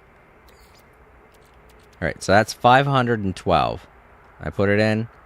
I'm only going to get 256. See? That's about half the amount of copper I'm putting in. So yeah, when you're first starting out in this expedition, get as much of that quartzite as you can, because it is going to be very helpful in getting the chromatic metal you need. I honestly didn't need to get this chromatic metal. I kind of wanted to demonstrate to anyone starting a new save data why it's more beneficial to get the quartzite than it is to get something like copper. Because, you know, you might not believe me if I said that to you and didn't demonstrate it. You might have been like, oh, Jason's just trying to make it look like he knows everything. But I've been playing this game for a while, so I know quite a lot about it. And this isn't that kind of game where it's like, the more you play it, the more you get better at it, the more skillful you are at it. Literally anybody can pick up this game and be just as good at it as someone who's been playing it for years. The difference between a veteran No Man's Sky player and a brand new No Man's Sky player is the knowledge you obtain by playing No Man's Sky. Where to get things, how to get things, how to find things, what to do with things. All of that is super difficult when you first start out because nothing is explained to you.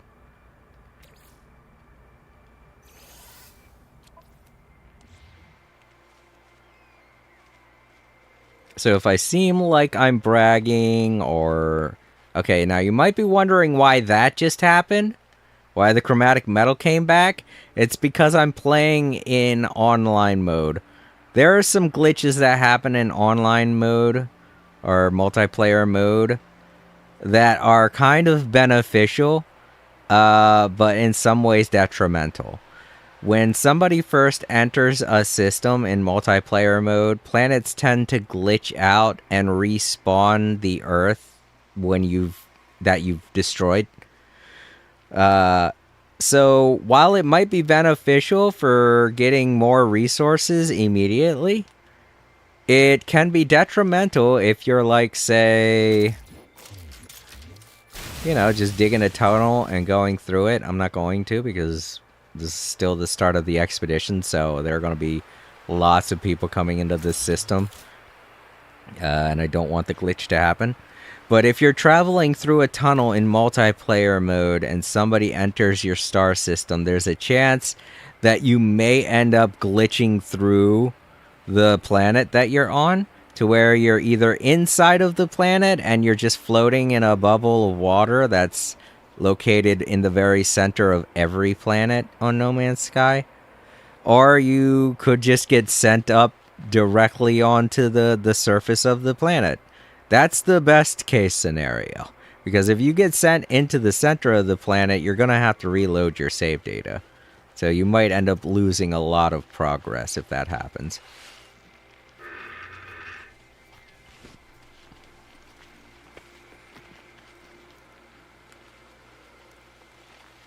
So yeah, if you're ever playing in multiplayer mode, do not travel via cave. I've done that several times, and it's super stupid of me to do that. I'm just collecting some knowledge here. This happens whenever you first collect a knowledge stone. Knowledge stones are mostly an easy way for you to learn new languages of whatever race that whose planet you've or whose solar system you've inhabited. But yeah, playing in multiplayer, never ever travel via tunnel. It is very unsafe. Alright, what do we got here? Atlanta Drive unit. I'm pretty sure this is for my starship. Yeah, it's so that I can get to a purple star system. If you don't have an Atlantic drive, you can't teleport back to the system. That if you're in a purple star system and you leave it, you won't be able to teleport back to it via the galaxy map. But that's why I checked in with the space station, because I'd be able to get back to it that way. But now that I have this, I can come and go to any purple system I want. Alright. What else did I get? I got this anomaly detector. I think I got that from the Phase 2. I'm going to put that over here because that's probably going to come into play when I start up Phase 2 next time. I just didn't expect to get that milestone. I probably shouldn't have been shooting at all those jellyfish. I should have realized they were there for a reason. I thought they were just showing up because I was mining the asteroids. It wasn't until I had already shot like 20 of them where I was thinking to myself, this is a lot more than I'm used to seeing, though. So maybe this has something to do with the expedition. It was just like a typical encounter with them, you know, where you'll see like 2 or 3 of them. But no, there were a lot of them, and I was like, huh.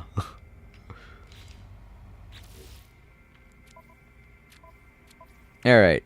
So I have enough chromatic metal to make a bunch of fuel for my starship so I can make the other jumps that I'm going to need in the future. Let's refuel my hyperdrive, because as you can see, that one jump depleted 20% of my hyperdrive.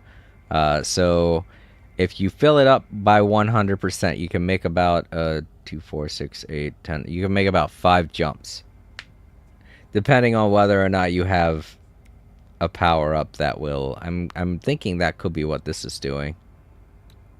Typically it's 25%. I don't know why I saved 5%. Oh well. Could just be the ship I'm using. I don't typically fly ships like this. I don't like the asymmetric ships there. I don't know. I think they're ugly. I think a couple people are just like, whoa, those are really cool. But I like my little guy. He looks like a knight. That's why he's called Senda Bay Guardian. See? Because he looks like a knight. Alright, let's make more antimatter. We'll make about 4 of these. Antimatter housing.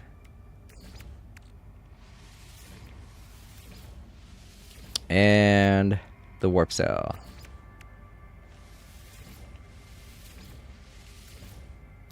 Yeah, there we go. Technology recharge. 100% refueled. Is there anything else I want to do here before I leave? Because I think we're going to be going to our first rendezvous point. Yep.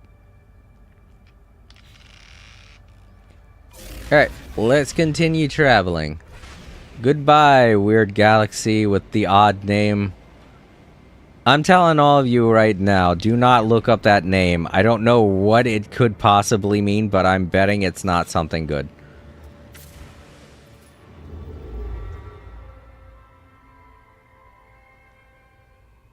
I don't know. It could also be something okay, but it definitely doesn't seem like something that's safe for work. So don't look it up. If you're at work, don't look it up.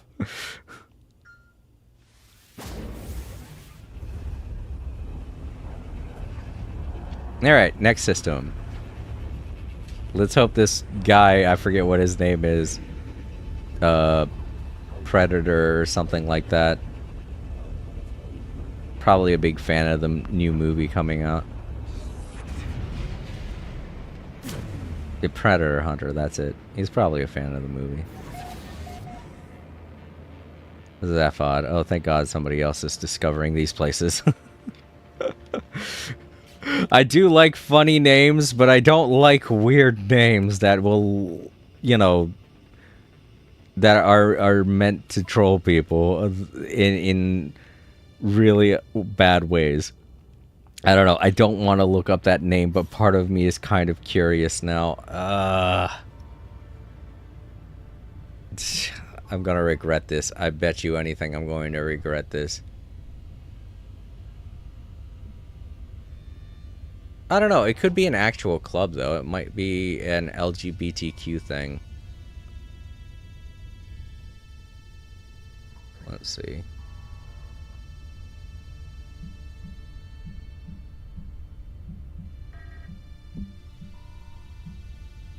I mean, it does sound like an LGBTQ thing. Oh, it's a song.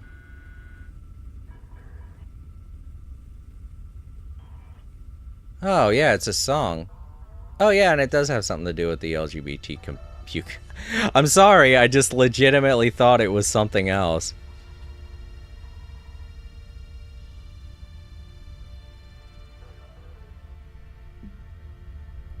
I'm sorry, it just definitely felt like it was something like the whole blue waffle incident from so many years ago. If any of you out there don't know what that is, do not look it up. It is horrible.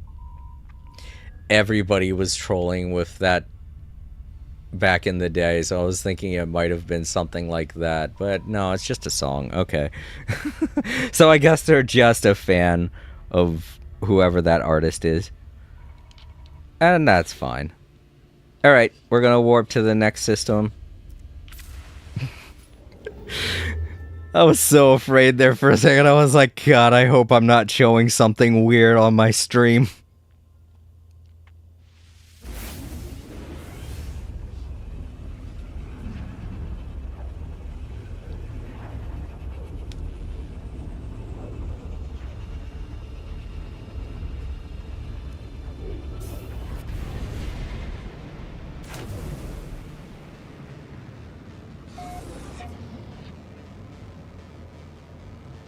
And I'm sorry I didn't know what that was. I'm just not up on popular culture. I don't know anything about current day music.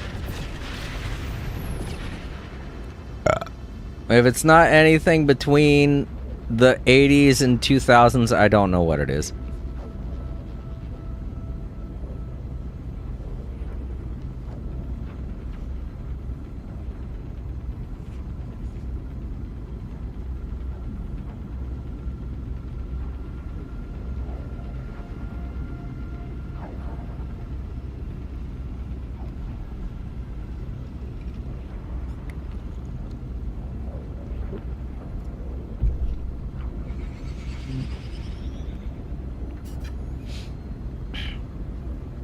I'm going to the space station because, oh, fuck. I thought this was a really large planet. I'm near another gas giant. It pulled me into its gravity. Shit. Even worse, it's... Ah, shit. Fuck. Okay. Well, this is definitely not going to be easy to get away from. This one's a little stronger. Extreme toxicity detected. Okay. I just had to start pushing directly away from it.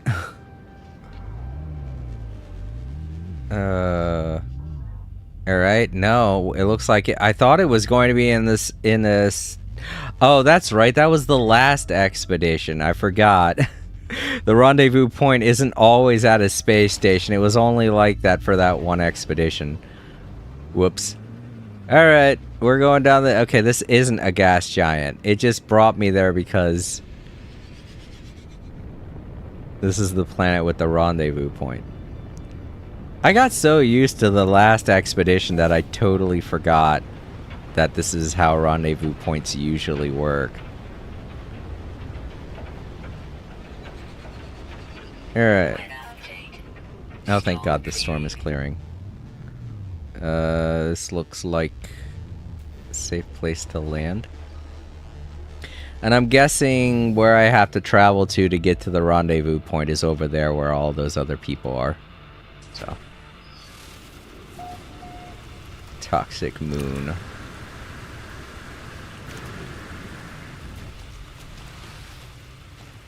Toxic protection falling. That's so many of these just lying around. Might as well pick one up, you know? Oh no, this is an extreme weather planet. That's not good. Well, I'm glad I have sodium. When my shield runs out, I can recharge it. Oh wait, that's right. I don't have the shield. I have just my regular hazard protection. Sodium can still be used to charge that. It's just you know, less effective because it doesn't... Ooh, there goes some more. Because after recharging it, it just continues to go down. If I had a shield, it would recharge and then stay like that for... Oh, great. They woke up the damn monsters. Thanks, guys. Whoa, that one flipped out. Now I gotta get over here without dying. Thanks, guys. Waking up the monsters. See, I knew someone was going to be stupid enough to do that. Let me in, let me in, let me in! Oh, fuck. Where's the entrance? There it is. And of course, they're all over it. Well, luckily they're not mad at me. They're mad at whoever it is that woke them up. So I guess they didn't want to attack me. Alright, which one of you guys woke up the monsters?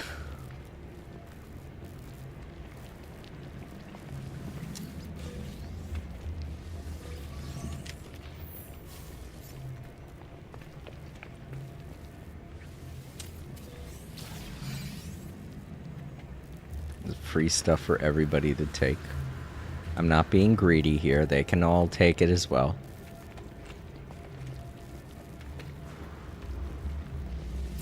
New friend. Oh, Keck word for friend. Well, that's going to come in handy. We have a bunch of new friends here. They're all kind of using the monitor, though. I might want to wait a little bit. Okay, cool. I also got an ion battery. That's good. That also helps to recharge your shield. Alright. User identified. Terminal now activated. Unlocking data log for analysis. It looked like a wound on the world, crimson and ragged edged, like something that once lived but was then torn asunder. I should have stayed away. Had I the sense to taste the air of this planet, I imagine it would have reeked with some kind of alien fetor. But nothing could stall my curiosity. Was it dead? Where I touched it, the surface was moist and yielding. Seemed to become motile. Is that what that word is? Sorry. Seemed to become motile. Then, crawling on a mat of slow cilia, moving from me. Ew. I should have left it alone. Well, whoever it is, they got eaten by the thing, or whatever it is that's inhabited this place. Alright, what's it gonna give me? I discover something coded deep inside the long-dead traveler's data log. Something has been left that will aid me on my journey. Good. What? Oh, nanites. Oh, thanks, dude. Sorry you died. Thanks for giving me your money before you did, though. It was very nice of you. Wasn't much, but it was something. It's over here. More free stuff, maybe?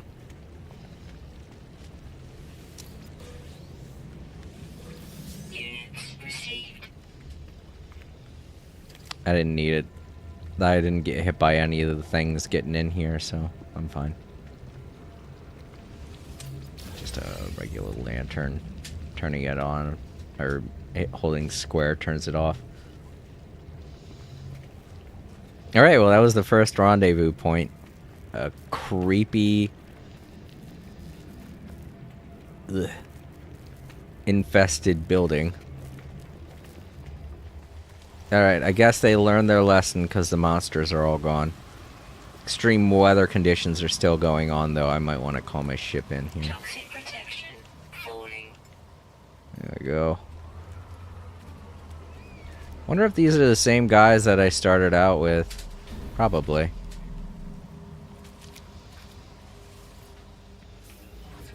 Alright, let's pop off this milestone. Reach the first rendezvous point. Craftable component plans. Oh, okay, cool. So I guess the next thing we're going to be doing is making a base. Alright, more upgrade slots.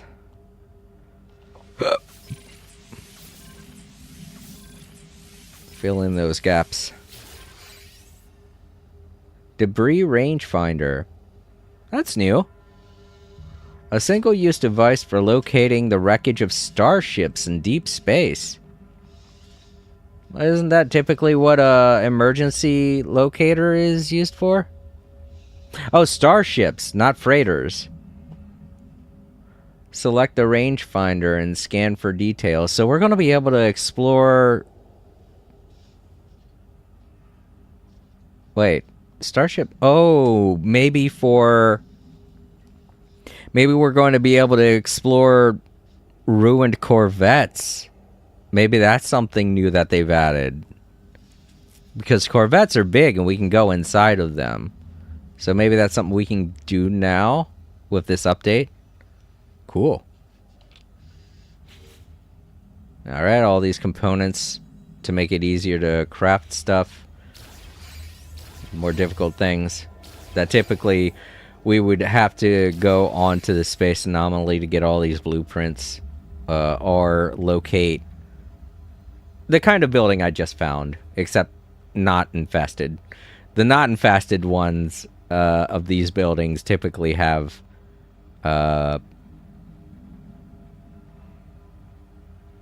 markets where you could buy stuff. I want to say markets, but it's more like a vending machine that allows you to buy blueprints. Alright, so debris field. Yep, that's what we're doing next. Acquire a debris rangefinder. Oh, wait, I did. Oh, they want me to craft... Oh, okay. So we got the blueprints to make one, but we haven't made one yet. Alright, let's see what we're going to need to make it. Solar mirror, quantum computer, and metal plating. The solar mirror is going to be easy. Quantum computer is going to be hard. Metal plating, super easy. Alright. We already have the materials to make the solar mirror, but let me go through them again for you.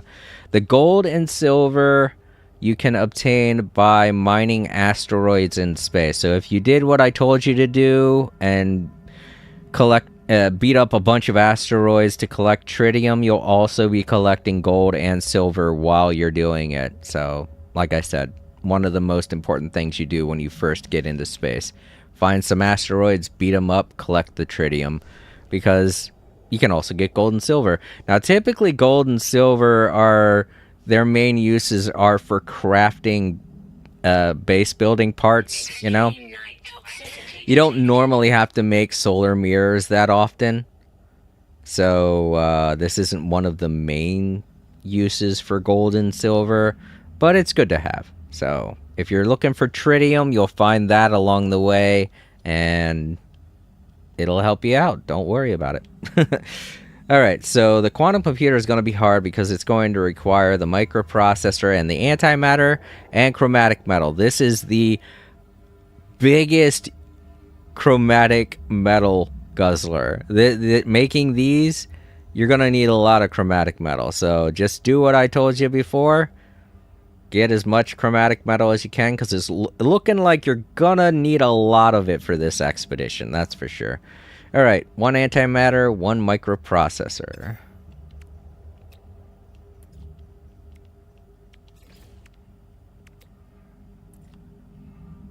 All right, we need to make the nanotubes. No big deal. It's just carbon.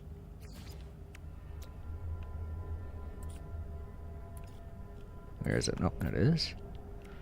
And now we should be able to make the quantum computer. And now we should be able to make... Weather warning. Incoming storm. Uh-oh. Okay, no, we didn't make the metal plating. Okay. I was going to say, did I run out of... No, I see the chromatic metal right over there. I still have plenty. There we go. Now we can make the debris finder.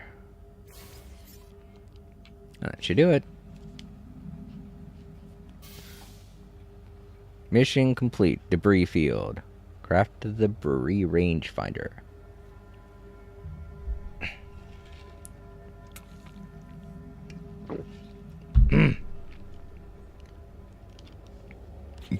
Let's pop that off. Corvette basic module pack. Okay, cool. So next we're going to be getting our own Corvette.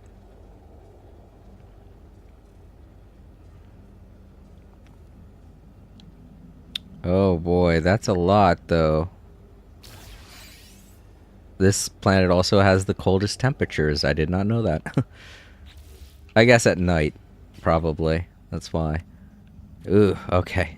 Thank God all that fit on my starship. I feel bad for anybody that started out with a starship that doesn't have that many, that doesn't have that much space, because I don't know if that would have caused a problem for them or not. Because that was a lot to put in your inventory. It was like, oh, fuck, I really hope whoever does this or is following my guide has enough inventory space for all of that.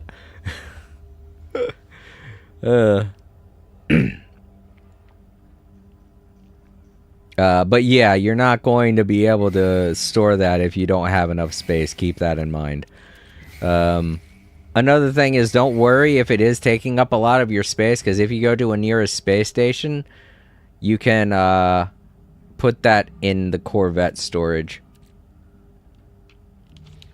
I'll show you that in a minute, but right now, I want to see what the next milestone is. Assemble a Corvette class ship. Okay, there we go. I can show you right now.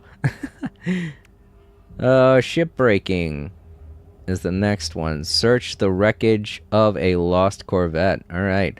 So, I'm going to be doing a bunch of Corvette stuff. But right now, I'm going to save by exiting my starship first. Get back in, please. Get back in, please. This is not just extreme weather, but an extreme storm, so it's gonna deplete my toxic protection really fast. Oh, let's also, before I forget, let's craft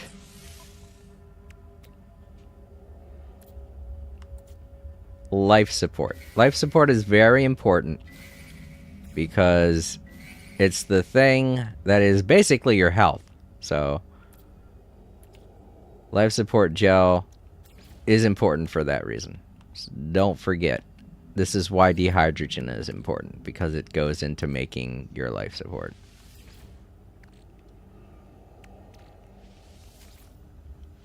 No, I didn't have enough. Alright, well that's fine. I can make 2 more of these. I'll be good. Alright. Oh.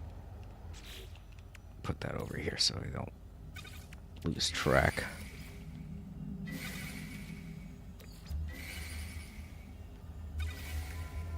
This is good. Iron batteries. Ion batteries. I was right the first time.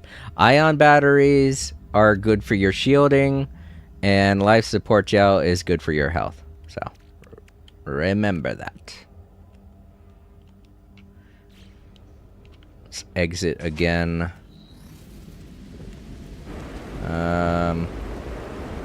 Just looking around the base to make sure Toxic protection. Falling. everything's good. I'm going to take a bit of a break here because I have to pee, and it looks like we're going to be doing the important part of this first phase next, so that might take me a while. I'll be back, and enjoy the music while I'm gone.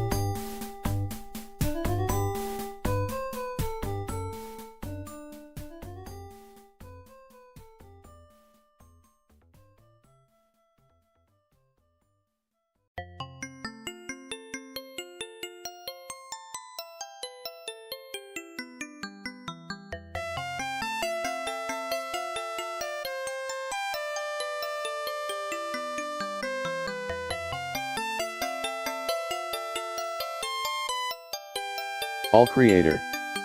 Hello everyone. I hope you're enjoying the music.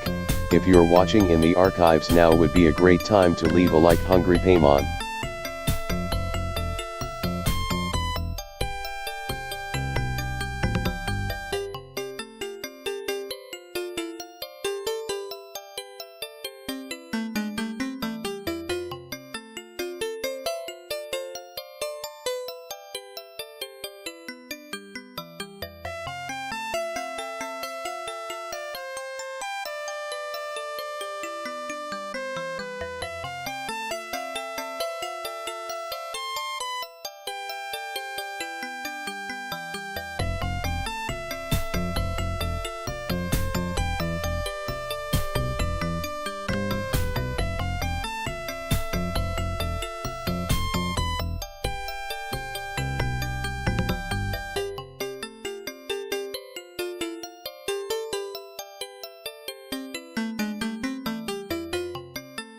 All Creator.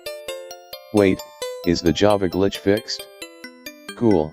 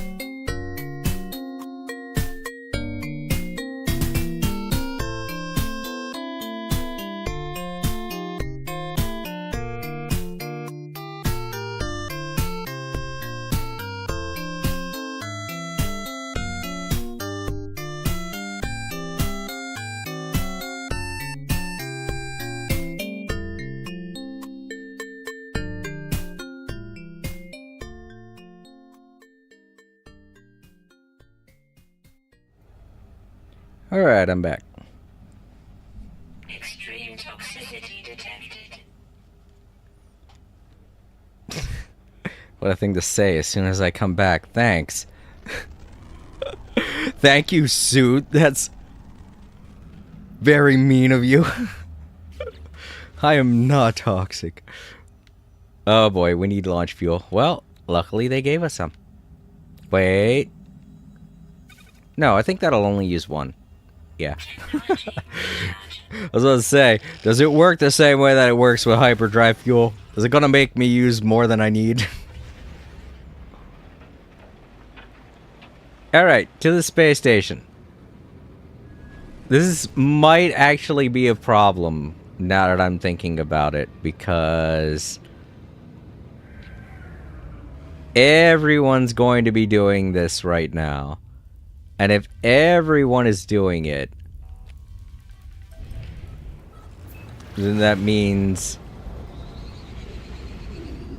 the space station's going to be full. Alright, this is why you need tritium. This and pyrite are the only two sources of fuel to recharge your pulse drive. The thing that you use to speedily get through space. Because otherwise you're going to be traveling for hours.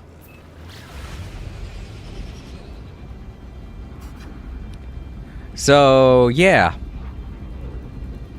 Tritium, very important for space travel.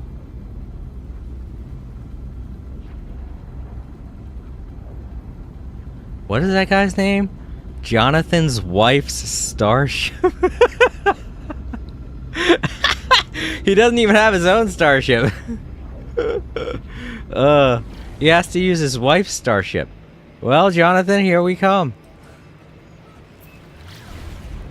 I hope your wife won't be mad if I, that fucking name! I don't know, it just makes me laugh. It's like... Whoa, the entranceway is over here? Dude, no, okay, that's not the entrance. Good. I was say, that's a very thin entranceway. Can I make it in there? Oh, cool. All right. So, abandoned space stations do have Corvette stations. I didn't notice that at first. All right. Well, I hope there will be enough space for me to make a Corvette, because this might take a while. You know what? I have the basic... this probably won't take a while at all. I don't have that many pieces. Shit, this is taking forever. Can I? No. This place is non-functional, so I have to walk all the way there. I mean, I know why they put the Corvette stations on an abandoned space station, because otherwise Corvettes wouldn't be able to dock at the abandoned stations. But these were not here when the game first launched, so it kinda retcons the abandoned stations now, and I don't know how to feel about that. Alright, so this is the space I was talking about. This is the Corvette Workshop Catch inventory. Typically... Oh, it's all on my starship. Damn it! Typically when you have... Oh, thank God I can reach it from here. When you have too many Corvette pieces, either in your inventory or, in my case, on my on my starship, this is where you're going to want to store them.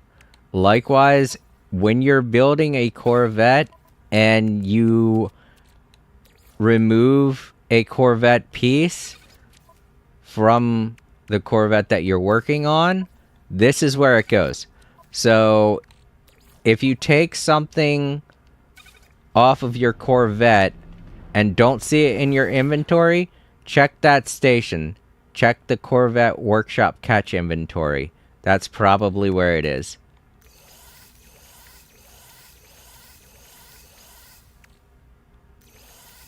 You know, unless you've accidentally deleted it from your inventory, in which case, I'm sorry, buddy, it's gone.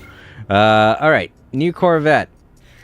Who dis? Alright, the landing gear is the first thing you want to pop down. Plop down, plop down. It should give me 2, right? Yeah. Alright, so... I guess here. And here seems good. Alright, next we're gonna need the cab. It's gotta sit. Aw, man, we're gonna have to do nothing but make... Shit, we only have one cab, so yeah, we're gonna have to make a... I want to say phallic-shaped starship. Oh, that sounds wrong.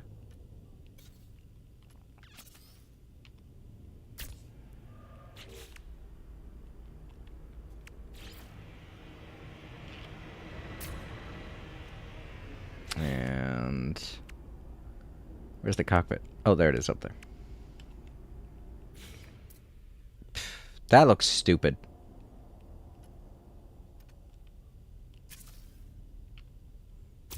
That looks stupid too, but it's the only option I have. So everyone's gonna be flying around with the exact same looking Corvette for a while, apparently. So, sorry everybody, if you're looking to do something a little more in-depth with your starship during this expedition, gonna have to wait a little while before you can really get into creative mood. Because they literally give you the basics to start out with.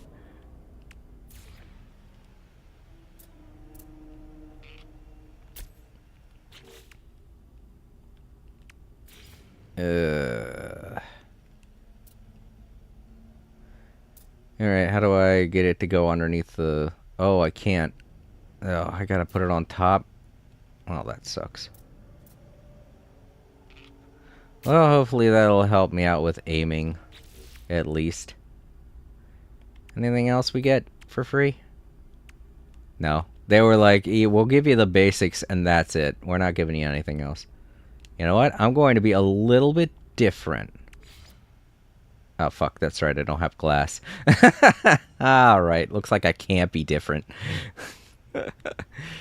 Alright, basic Corvette. But at least I can color it. Let's go with blue.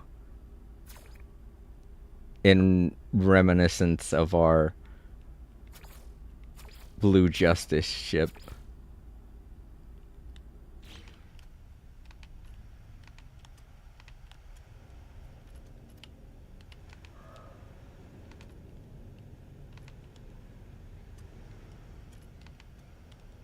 There.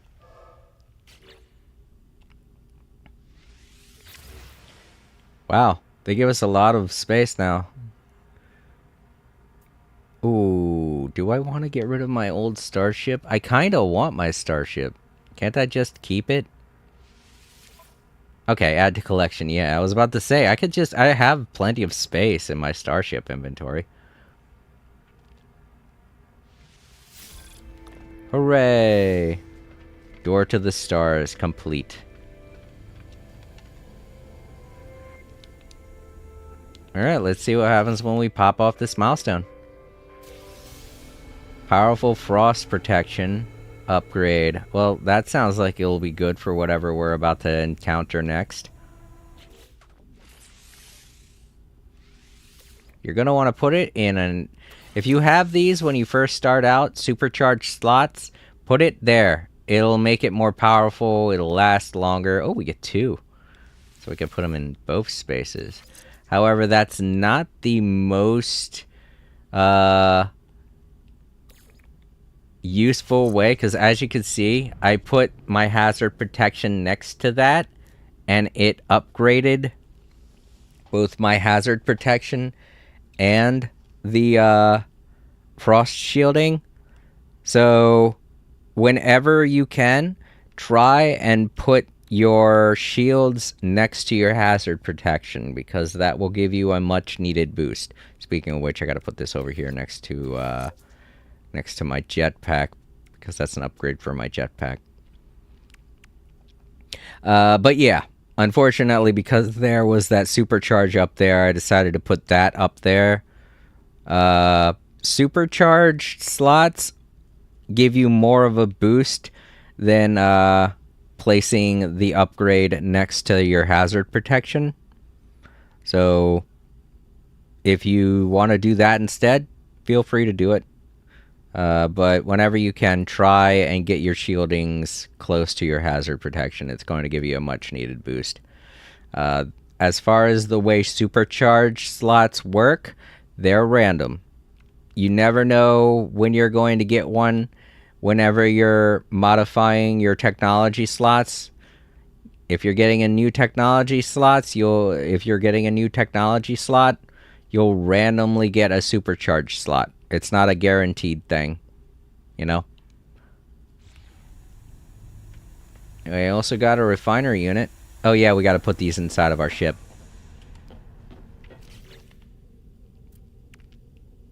Mission radar.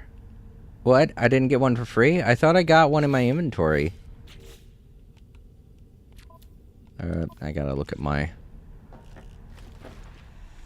Oh. Because it's in the Corvette inventory, I can't put it onto my ship. Right. There we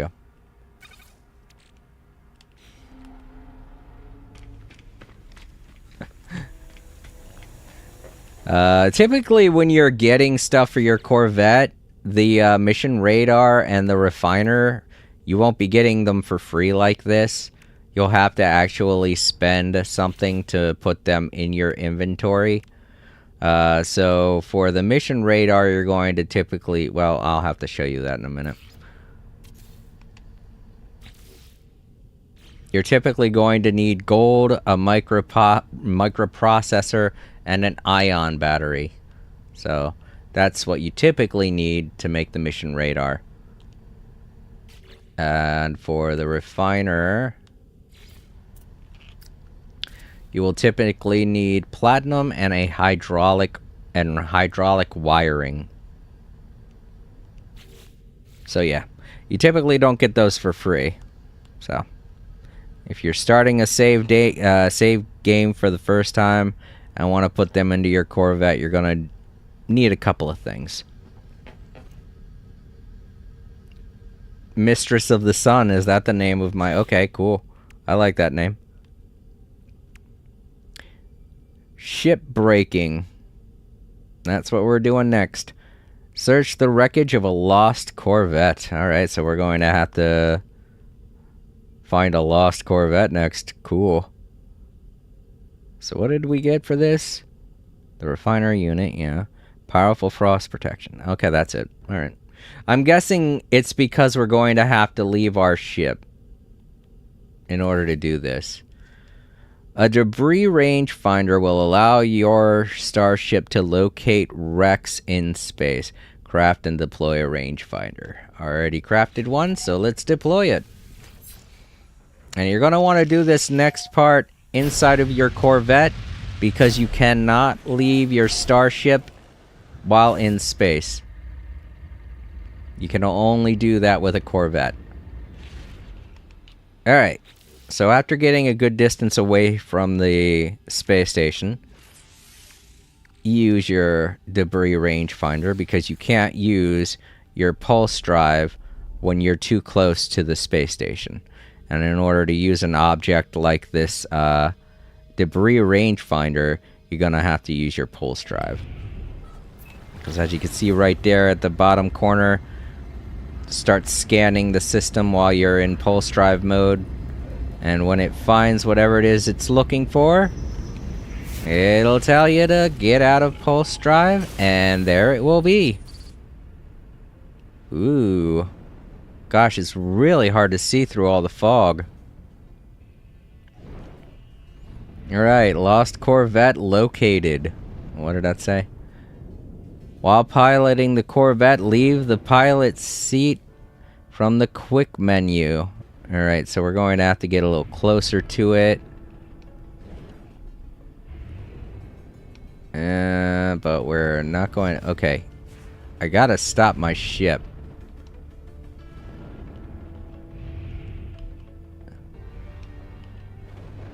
Can I just have my ship hover?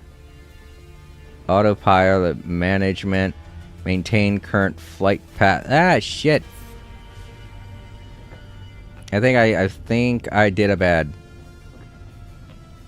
Get back in there. God damn it. Get back into the There.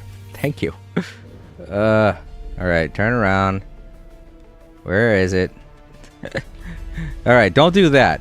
That was my first time doing that, actually. I saw it and I was like, oh, maybe it'll keep me hovering in place. No, it did not. Okay, get a little close to it.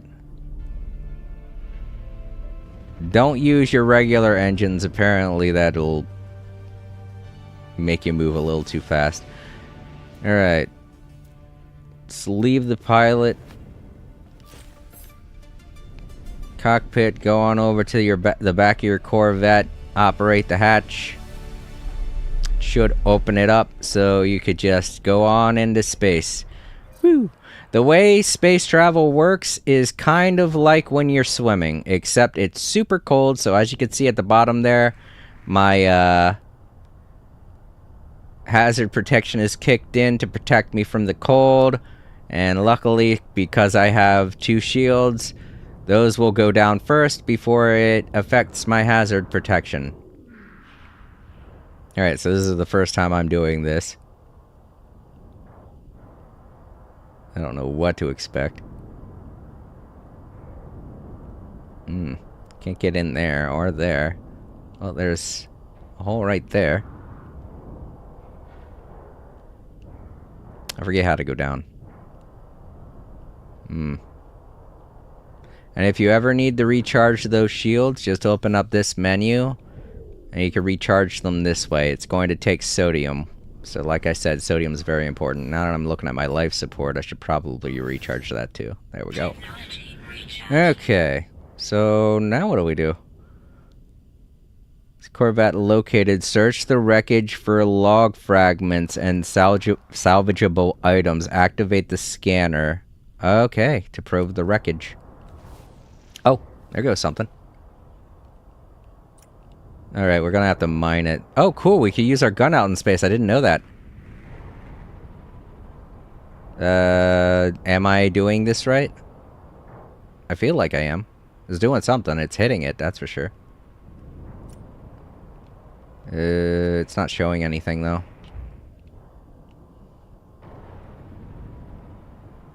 Oh, there. Whoop. I think I gotta hit it in a specific location, maybe? There it goes. There we go. Got something. Ooh, relay joint. Oh, cool. You can get Corvette parts this way. I thought maybe I was just gonna get an upgrade or something, but this is neat. I might want to do this on my main save to get Corvette parts. Anything else? Nope, we got something over here. Alright, looks like we gotta aim at like the top part of it. Alright, we got a reinforced hull. That's cool too. Can I keep... Ooh, can I keep mining it?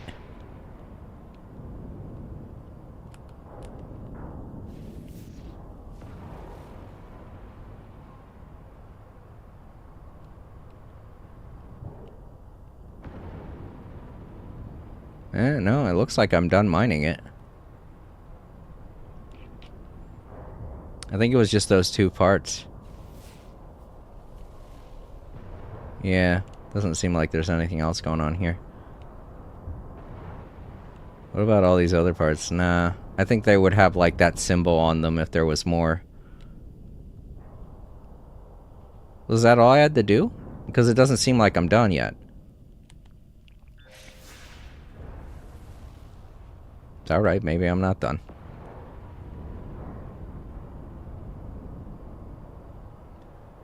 Well, one of my shields is gone. Oh boy. Alright.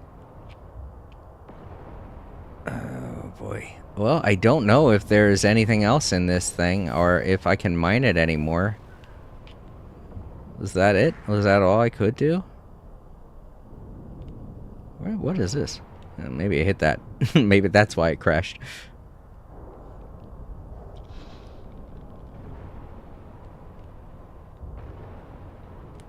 I think that's all I can... Oh, fuck! What's happening? What's happening? Am I falling? What's going on? My ship is way... Oh, gosh, yeah, I am moving.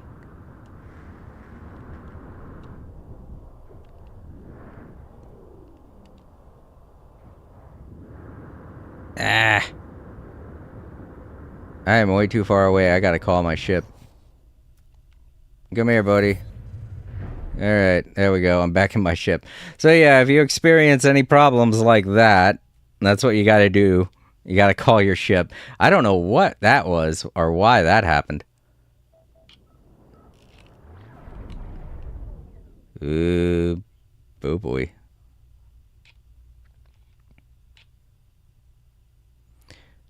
Do I have to use it again? Yeah, I think I have to use it again. It's gone, though. I have to make another one, I think. That is a weird glitch.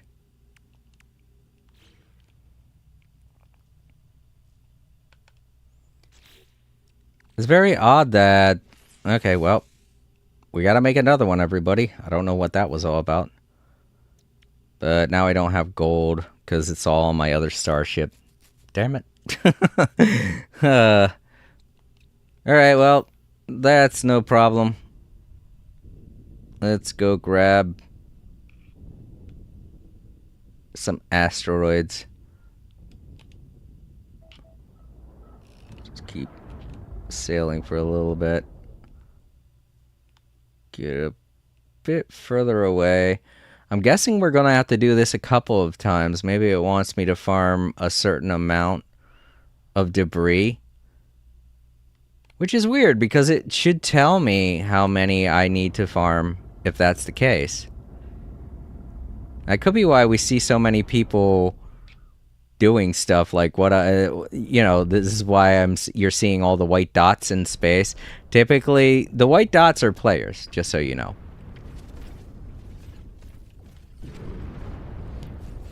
Oh. The white dots are players, and typically you're going to see players in a space station or on a planet, and you don't typically see them in space like how we're seeing them right now. They're basically doing what I'm doing.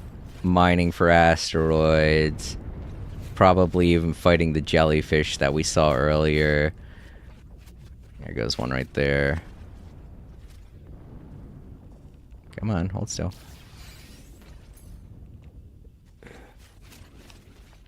I only have one gun. I gotta wait for it to... There we go. Don't want him following me. Let's also look around, because, yeah, more of them showed up from what I destroyed earlier.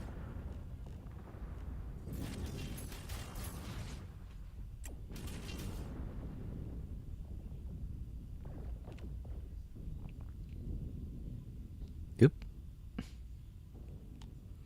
But yeah, they're floating around doing the same thing I'm doing right now, trying to find more wreckage, blah, blah, blah, all that stuff. Mostly for the milestone. But I do not, if you're looking for asteroids, I do not recommend going up to the other players and seeing if they've found some asteroids, because if you're in multiplayer like I am, then you're in PvP mode. And if you're in PvP mode, it means they can attack you. And not everybody in this world is a good person. I mean, the No Man's Sky community, don't get me wrong, has a lot of really nice people in it. More than I've encountered in a lot of other games.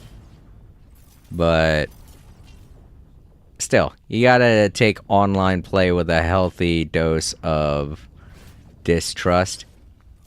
Regardless of... Oh, I just realized there's like audio feedback when you're hitting them. Like making a weird clanging noise. Yeah, I hear that? Like doo doo doo doo doo doo.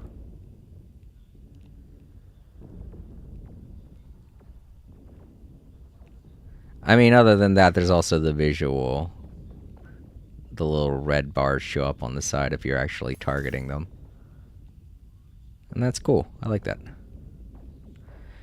I'm just wondering how far away. Oh shit, there goes another one. Get out of my face. Get out of my face. Go away. Get away from me. Get away from me.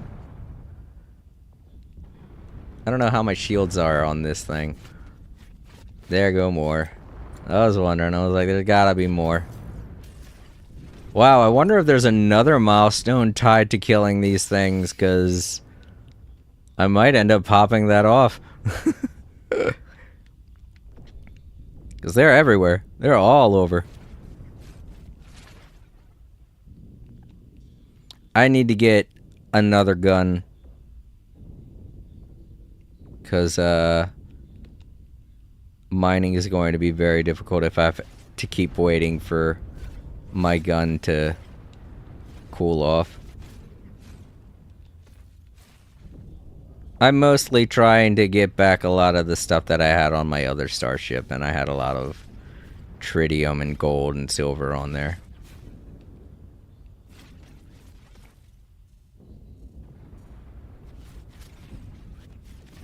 I think the scariest thing about these jellyfish, whoop, here comes one,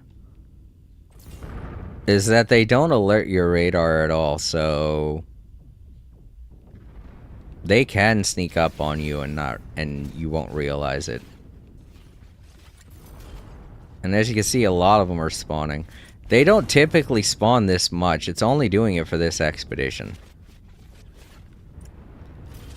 Typically, if you see them, encounter them in space, you'll only see like a handful. And they'll all come out of the same asteroid. I'm wondering if this is going to be a permanent thing, or if it's just going to be like how they did with the Cursed Expedition, where it only shows up on certain planets. Like, this kind of thing only happens in certain systems, you know?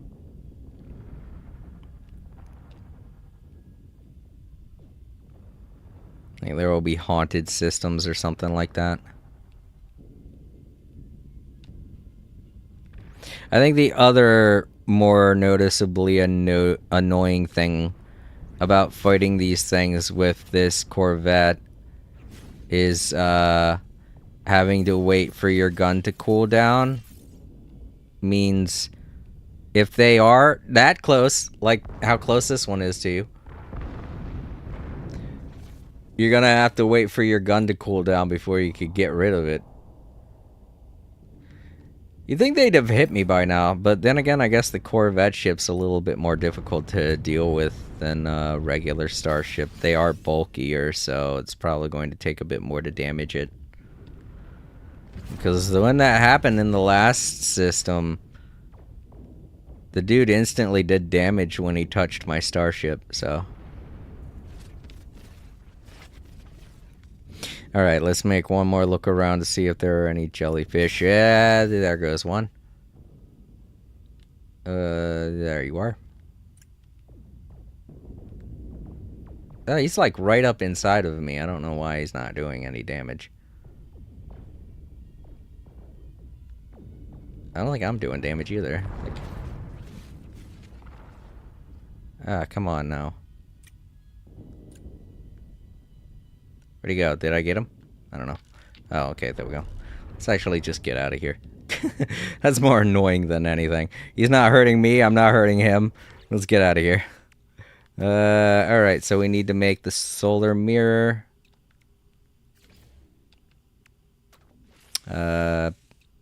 Quantum computer. Oh boy. I hate those things. Alright, let's see. Antimatter and microprocessor.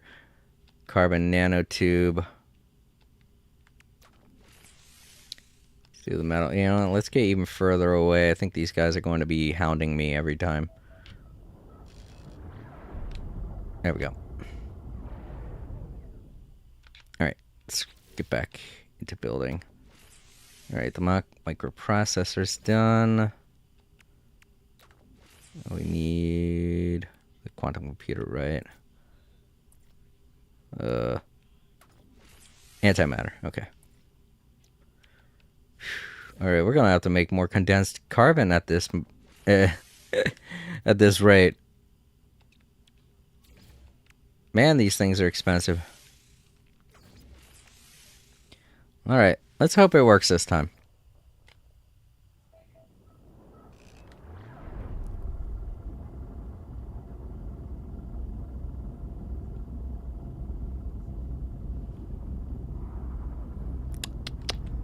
Okay. Alright, there we go. There goes another wreckage. Let's get a bit closer to it.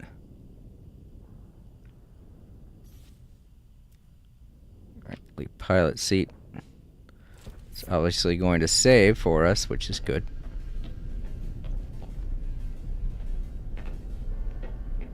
Ugh, I hate it when the... There we go. I don't know why that keeps happening either. Oh, I just closed it. I don't know why that keeps happening either. It doesn't let me hit triangle. Or square to... I meant square. Doesn't let me hit square to do the thing. Alright, let's hope whatever happened last time doesn't happen again. We still got part of our shield. We could still... Alright, cool. That's still there, though. The symbol's still there. I don't like that. Hold still. There we go.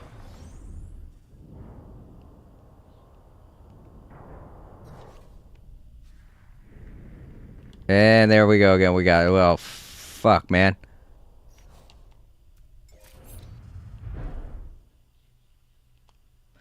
I'm just gonna fly to it like this. Whoops. What is that? Flight log?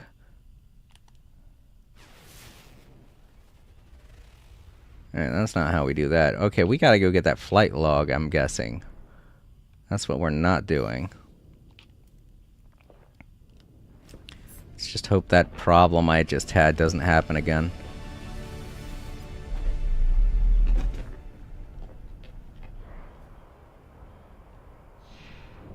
Alright, where is this flight log? Flight log. Flight log. Ah, stop, stop, stop.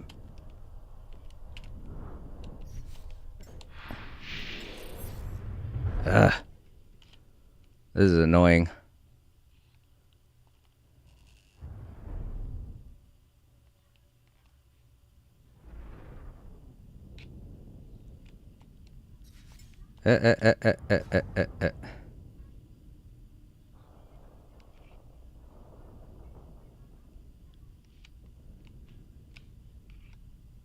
Alright, why the fuck does this keep happening, for one? I hate it. I don't like it.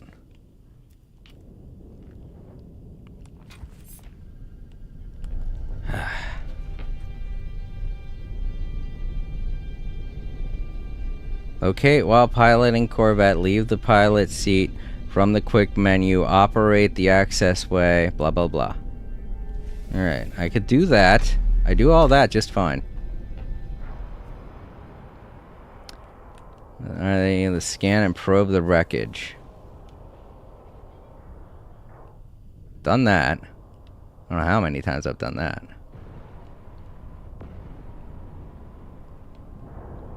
I did this. What am I doing wrong?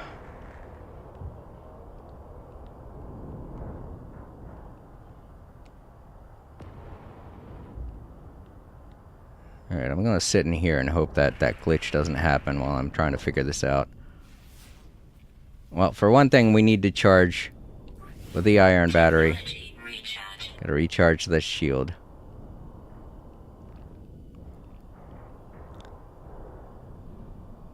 Alright, okay, come on.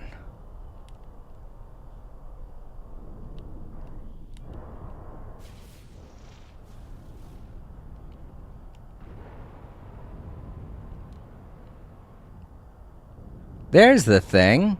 Come here, you. There. Got it. Okay. I got the thing that I was trying to get. There. That's what we had to...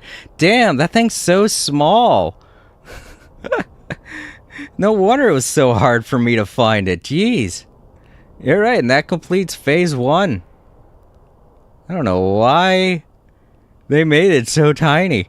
It's either that or they've got to do a better job of showcasing where it is, you know?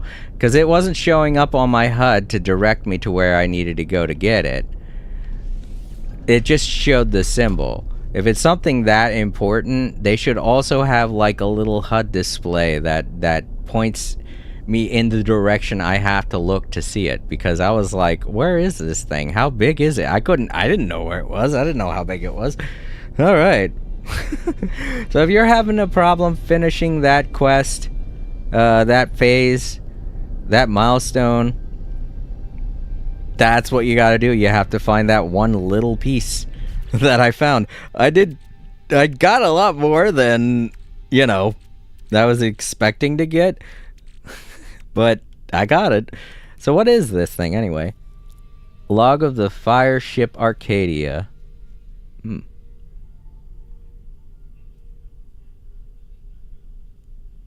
Alright, I'm guessing this is expedition related. Captain found on the last walk out. Says it'll bring us luck. Well needed. Cruise has been a waste so far. All the asteroids just dust and ice. Nonsense, but better than nothing. Well, that's cryptic. Alright, let's get out of here. Rest in space, I guess. Rest in space, flagship Arcadia. You and your crew shall not be forgotten. Alright, let's, I guess go down to a planet. Build a base.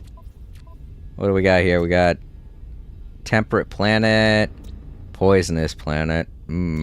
This one has aggressive sentinels, though. Maybe we won't build a base here. Building a base might be something we have to do later on anyway, so for now let's not go back to the space station. Or maybe we should.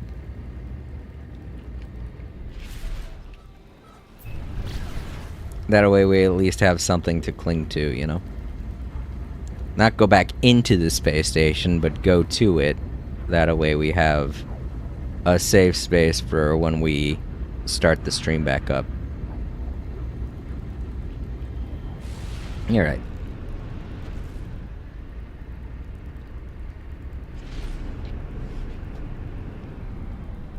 Alright, cool. Let's go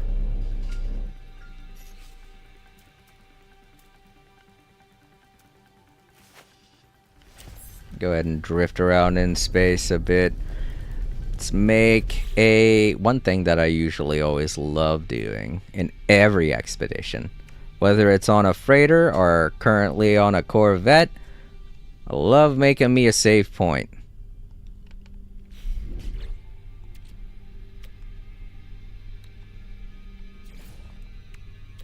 And what was the other thing? Ah, crap, I can't remember. I already forgot. I do this so many times, but I always forget. Dehydrogen. We need another one of these two. Oh no, I don't have any dehydrogen. Damn it.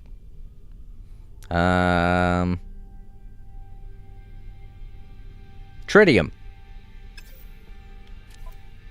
Tritium can be used to make dehydrogen. Tritium is a very versatile. I love tritium.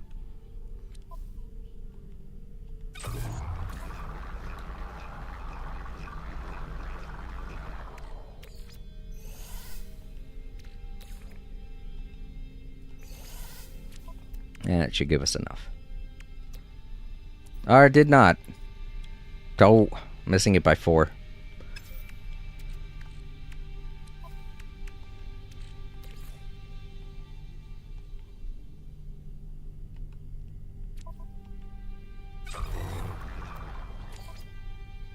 Oh! I'm so bad at math. No, I'm not really, but, you know. I'm just guessing. So.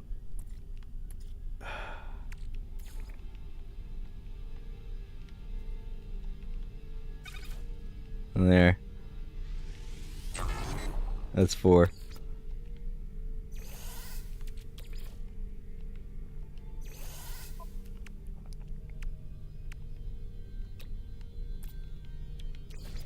And now we can make us a save point. And I'm going to put it right... Oh, wait, what? Oh, no! Can you not make a save point in your Corvette anymore? Aww.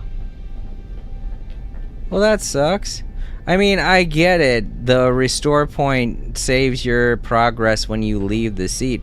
But I kind of like having a stationary save point. Oh, well. Well, I guess now we have the parts to make a save point if I want to in the future, but... it's not the same. Oof. I'm gonna be changing the microphone position, so sorry everybody if you hear some weird noises.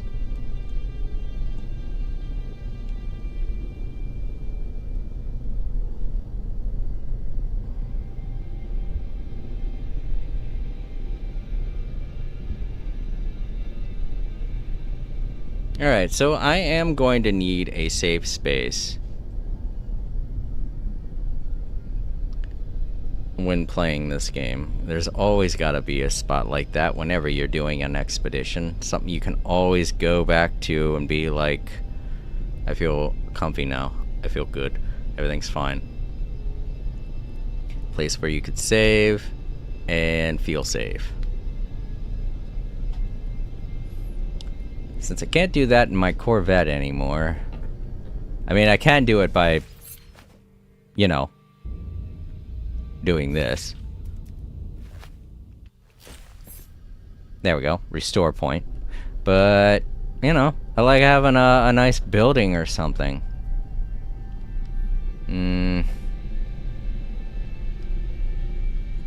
Boy. You know what? Let's head back to that space station then.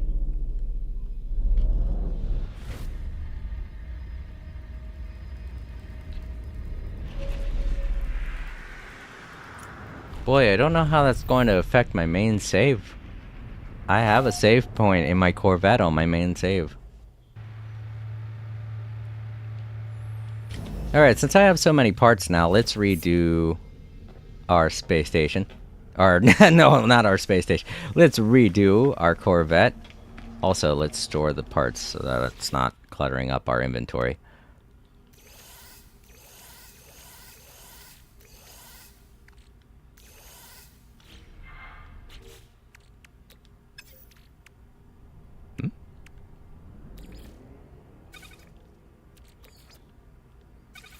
Let's make some ion batteries. Cobalt, right. I forgot. Cobalt is found in caves. That's something we're going to have to deal with in the future, because if I need more ion batteries, I'm definitely going to need cobalt. Oh, no.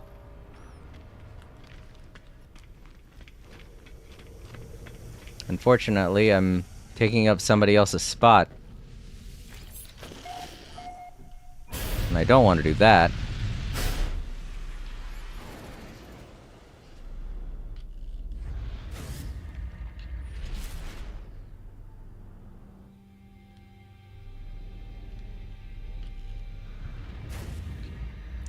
Their name is Zombo.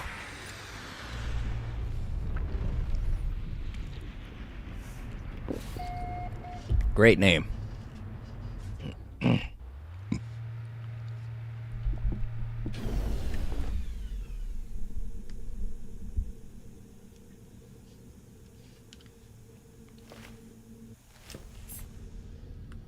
There. We haven't really done much with our Corvette either, so modifying it with the new parts will at least make it stand out better. God, I can't believe how far away we are from the...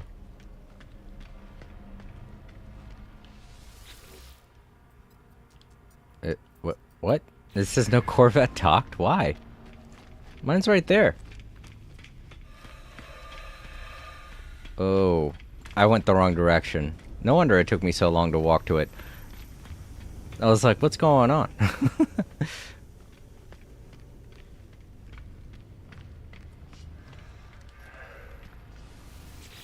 Modify Mistress of the Sun.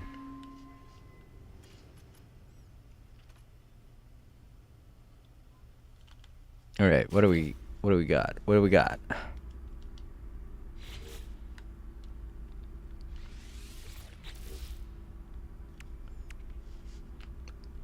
Swept casting. Relay joint. Reinforced hull. Oh, we ain't got any, anything. Okay, here we go. Here's the. Oh, no, we don't. Well, at least we got another gun. So that's good. Let's put that on this side. Oh, I got two? Wait, I have two of those? I do. Good. Awesome. More firepower. Great. Iron barrier. Oh, this is for our shields, right. Put this right on the back here, I guess. What? Right on the top of here, I guess. It's gonna look kind of weird.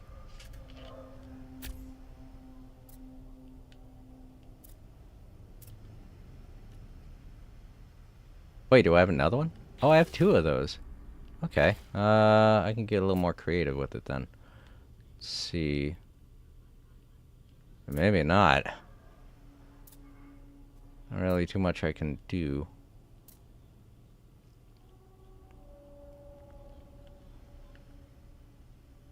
Can't put them on there, so... And there are no edges. I don't have any other docks.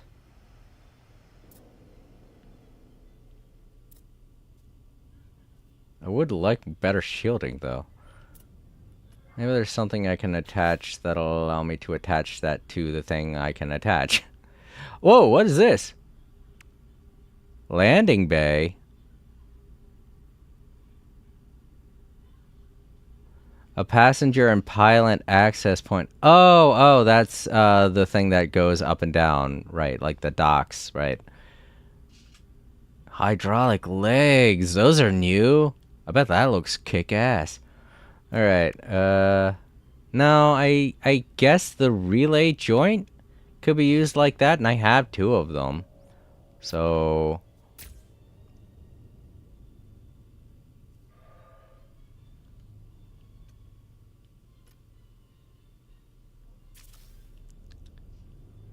No, I can't attach them. I can do that, but...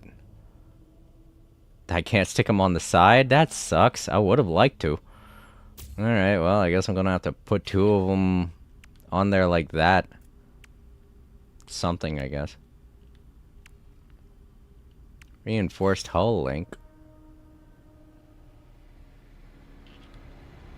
Gonna be a very bulky guy, isn't it?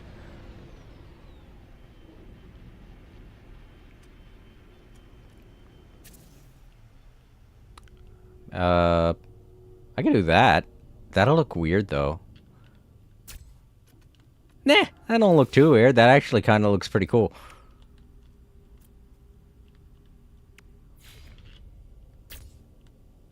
Yeah, that's kind of cool. I hate how bulky that is, though. Man, look at it. Alright, what else do we got? I got another relay joint, obviously, but I don't want to add that. There's already enough bulk to this thing. I got two of these. Can I flip it around? Not like that, I meant... Yeah, like that. That'll work. Cool. I guess that makes it a little more aerodynamic.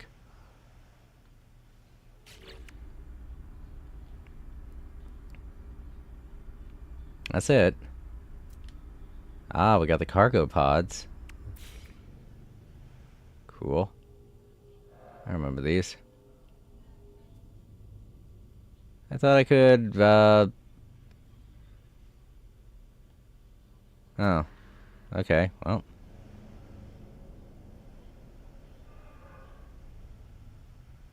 That'll look... Do I like that or not? I don't know. Doing this, though, looks very odd. A bit off-putting, too, you know?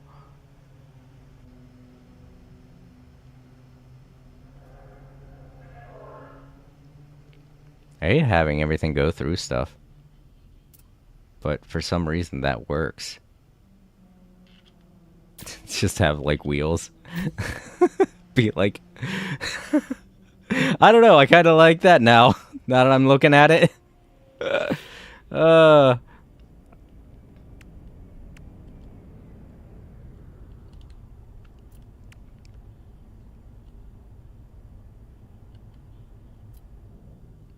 Alright.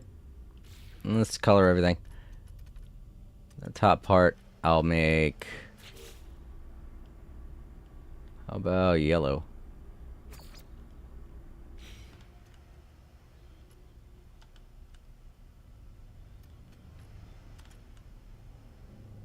I don't know. That kind of seems off. How about we change the... Whoops. Continue.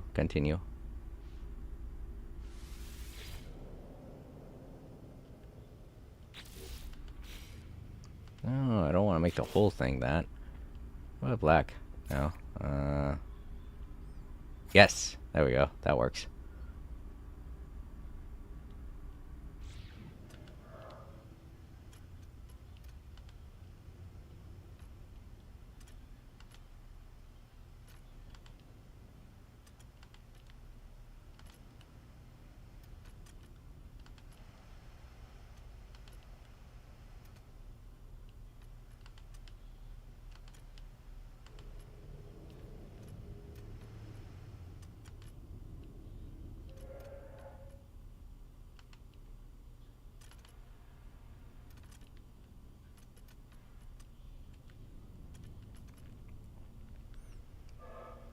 Yeah. An idea.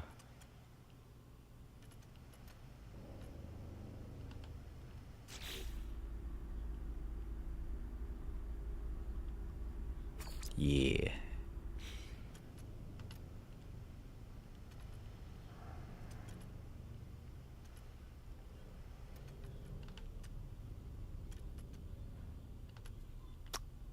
Like cautionary, you know? I like it.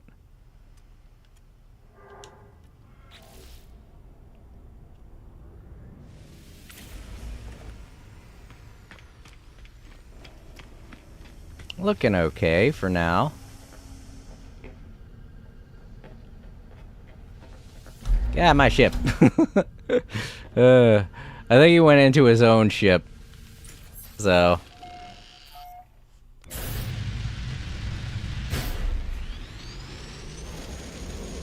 Alright.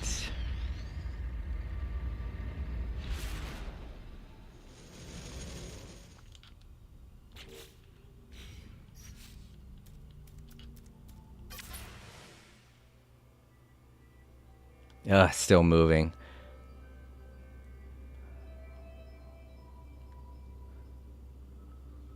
Move sun.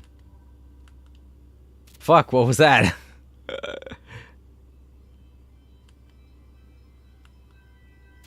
I did move the sun, but nothing happened. Alright, well. Looks like we're not getting a good picture of the starships in this expedition. So... What else will I take a picture of? Oh, maybe I should have taken a picture of the... Oh,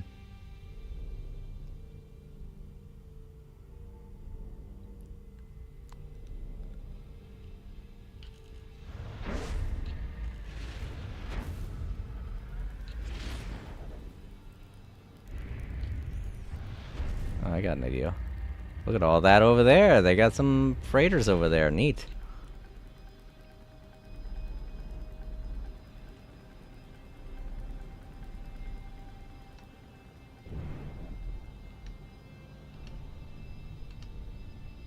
Here we go.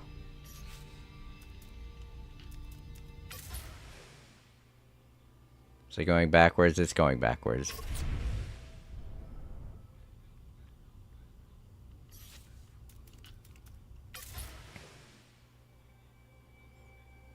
Alright, let's try our best.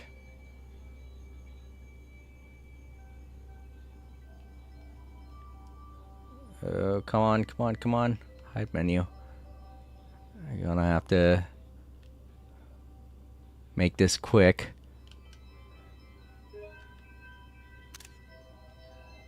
There. Whew.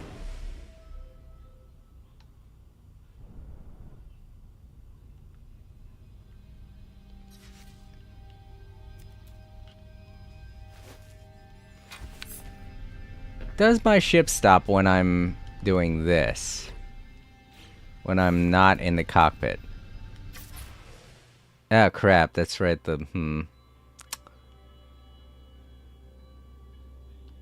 Maybe I can open up the back end and get my camera out that way.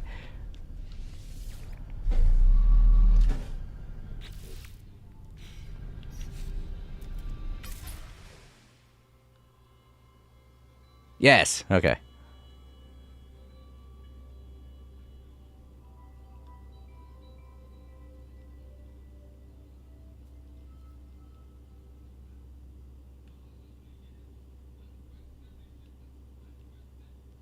Alright, I gotta remember that.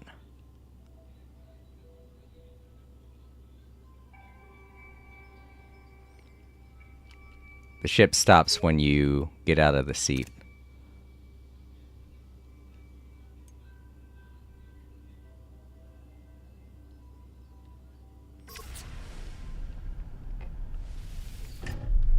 I like that better. Alright.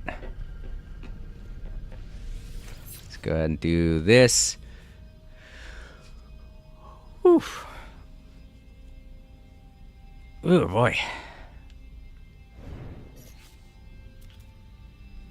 Alright, let's take a look and see exactly what's going to happen next time.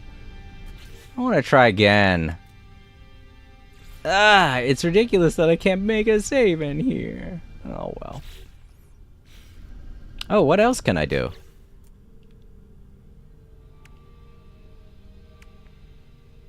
Medipod, an unstable module, provides a range of medical services including automatic wound suturing, infections control, AI-driven viral, contaminant features. Note, pod must be wired to the airlocks for full functionality to be enabled. Single occupancy sleeping unit contains all the comfort an interstellar passenger could ever require. This module is installed along the entire wall of a Corvette hub. I'm wondering, well, I know what this does, but I haven't really found a use for the crew berth. It's a bed, basically. It would be weird if this could be used as a save spot, but I have one in my current Corvette, and it's not used for that. It could be, they could at least have it do something like that, you know? Alright, so we have this storage stuff here. I recommend building one to those of you out there wondering what they do. They give you a lot more storage. And storage can be very important in this game. So what else do we have? Flora containment. And some flags and lights. Blah, blah, blah. Alright, let's go ahead and pop off that milestone.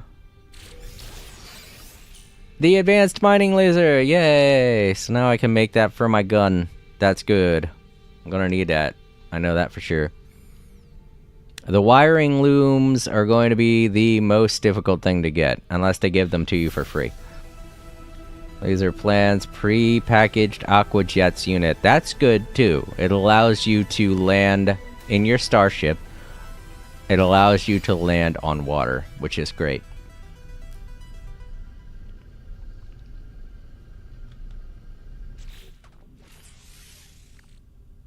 Go ahead and put that in my starship. I don't know when, but I might need to land on water in the future. Oh, Forgot to pop these. While you're mining asteroids, occasionally you will come across these little nuggets of gold and tritium.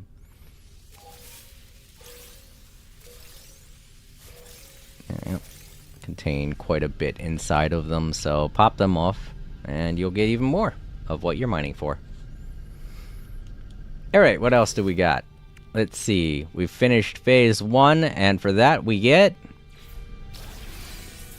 Siren of the Stars poster, Eternal Serpent poster, and Event Horizons poster. These are all decorations that you can use across every save once you unlock them in an expedition. And they're basically to decorate the inside of either your Corvette or your base or what have you. Ugh. It's a lot easier to decorate the inside of your Corvette or base or whatever if you go into first person mode. There we go.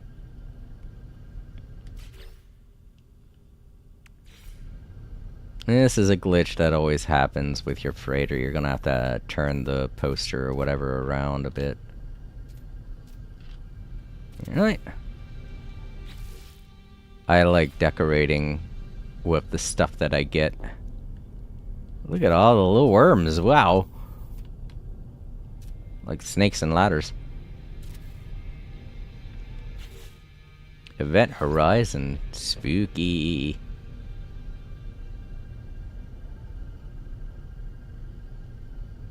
Wondering where I'm gonna put it. I could put it here. Oh, there's that computer thing up there.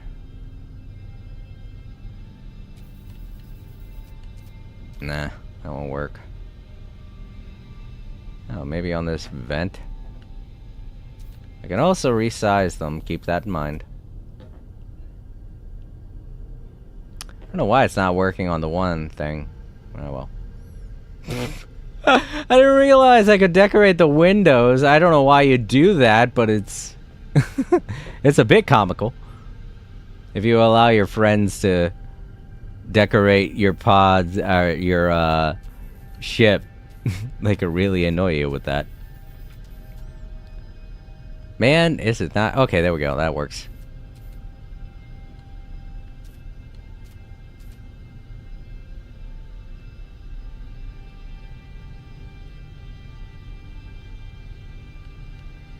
I'll make it a little bit crooked. I just don't want it to be inside the wall. There we go.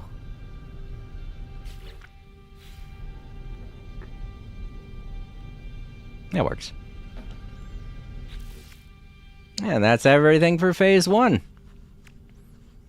At the end of every phase, I like to go over the things that are the easiest and the most difficult about every phase, as well as do a little bit of a rundown on, you know, the tips and ways to make each milestone easier for you. So we had Crew Awakening, pretty easy, just get to your starship. Wings in the Dark, pretty easy as well. That one was easy as well. You just had to follow the instructions at the bottom of your screen and fix all of the components in order to take off from space. Between the Stars, with the light speed. This one was a little bit difficult. A lot of the materials that you needed, you had to go back to the planet, search around for them, but at least it does give you a bit of a step-by-step instruction on how to make the things you need to take off and get into the next star system. Timestamp.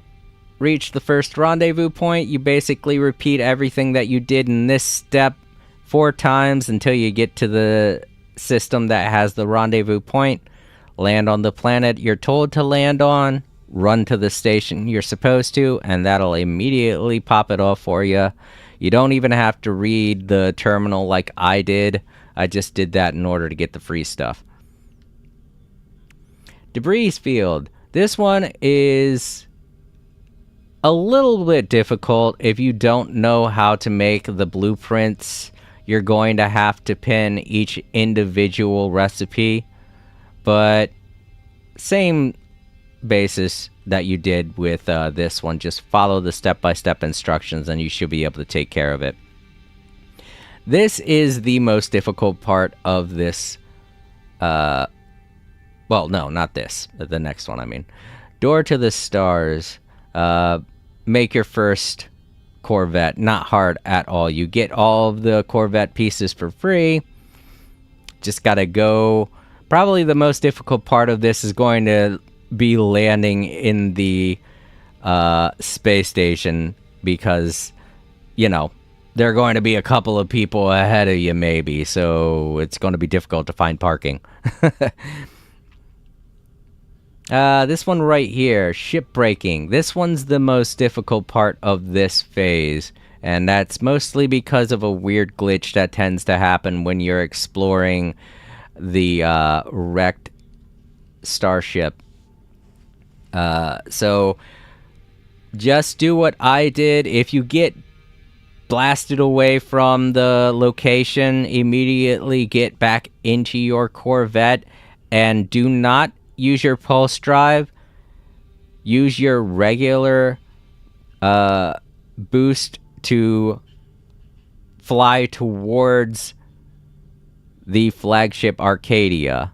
It will keep it marked for you, so all you have to do is fly back to it. Do not engage pulse drive. When you do that, you go straight past it and you lose it forever. You'll have to redo this milestone right here to make the debris field, and then find the flagship Arcadia again. So definitely don't use your pulse drive. Get back into your Corvette and just fly straight to it.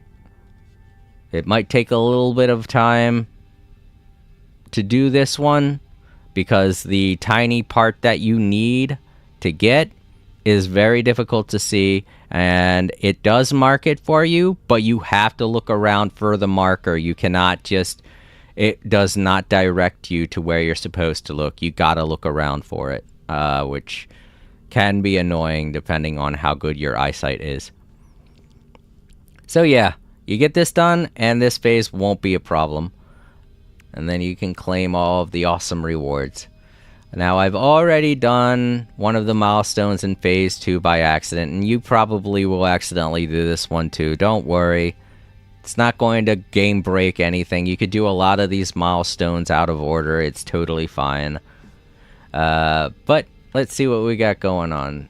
So the next time we're going to reach milestone, rendezvous point 2 for the first milestone. Lost in time. Relocate the time lost wreck of the fire ship Arcadia.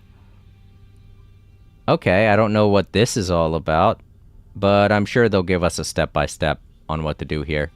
This, super easy. Just blast those jellyfish when you see them while you're destroying asteroids.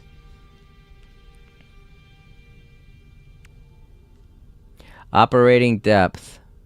Deploy a submarine. Okay, so this one might be hard. I really hate making the submarine because you have to do a lot of stuff underwater just to get the thing that you need to go underwater.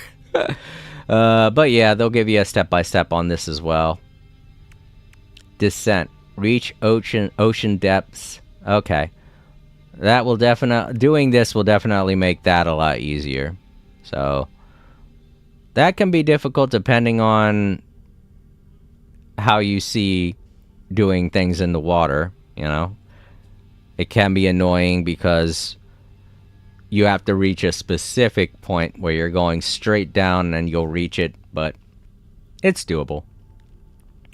Temptation, collect sea glass. Alright, so that might be scary for me. If you don't like underwater stuff in video games, this might terrify the hell out of you. But you're gonna have to get out of your Nautilus in deep ocean and collect the glass that you see scattered around. So this might be some scary for some people who have a phobia of the water, of the ocean. I should be a little more specific there. Gentle Giants. Record an underwater creature over 10 kilograms. This might be difficult because you cannot use the scanner inside of the Nautilin, your visor. You can't use that in the Nautilin. So I would recommend floating around looking for the giant creature with the Nautilin, then getting out and scanning it with your visor. Just like how you did with the glass. This might be difficult depending on how you feel about doing things underwater. And yeah, out of everything in Phase 2, it looks like the most annoying part to me might be finding the sea glass, because you gotta find 5 of them, and I don't know how rare sea glass is. I haven't searched for it since, I think, at the beginning of the year when we did, or was it last year when we did the Worlds 2? No. I think it was the beginning of this year when we started the Worlds 2 expedition, and we had to do all that stuff underwater. It's been a while since I've done that, so I can't remember if sea glass is easy to find or hard. So that might be difficult. If it's easy to find, then I would say this or this would be the hard one. This one because I hate collecting the materials to make the Nautilin, but they've given one to us for free, I think, right? No, they gave us the blueprint for it. That's what it was. But yeah, this one I personally will find annoying because I really don't like making the Nautilus. It's tedious to me. But after that, this one also might be hard to find. These 3 will probably be the most difficult things that you have to do in this phase. And I'm going to be honest, it's only because they're mild annoyances. They're not the hardest thing in the world. They're not the most challenging thing you'll do in this game. They're just the most tedious, you know? Trying to find a single type of creature on a planet is kind of like looking for a needle in a haystack sometime. So, out of all of these, I'm worried this one might be the most difficult. But if it's going to be like how it was when I had to find the giant sea creature in the last expedition where we were doing stuff underwater, it might not be that difficult because there were a lot of really big creatures. There are a lot of really big ocean creatures. Not to play into your paranoia of the deep ocean or anything, but yeah, we'll see a lot. But I do have a feeling that a lot of the things that are going to be in this expedition are going to be centered around phobias, people's fears. This one is a fear of space, fear of the unknown, obviously, and you know, to those people that have a fear of being in the middle of vast open nothingness spaces. Or maybe even if you have a fear of jellyfish, that's probably going to be a huge one too to some people who have fears of jellyfish. But yeah, I'm only theorizing this right now, but I feel like each one of these phases is going to have something to do with a personal phobia. The first one being space, the final frontier.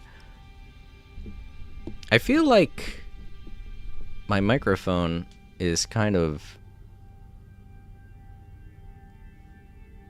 slowly leaning towards one side, but I can't quite tell. It's like leaning slowly, like it's drooping, I mean to say.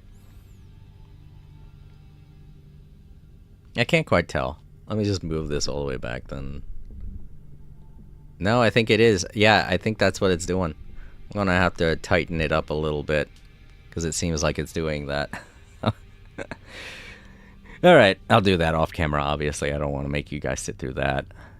Alright, let's resave again this way. Oh, get out of first person mode. I don't want to be in it when we start up the next thing. Annoy myself, you know? Be like, what am I doing in first person mode? Oh yeah, I should probably try out to see if the guns are aiming correctly. Alright, those are. And those are. Okay, good. I was worried that might be a thing. It seems like if you surround your cockpit with the guns, they'll aim correctly, but if you put them anywhere else, like on the wing or too far behind your cockpit, they won't aim correctly, and I don't know if that's something they're still working on or what, but we'll see.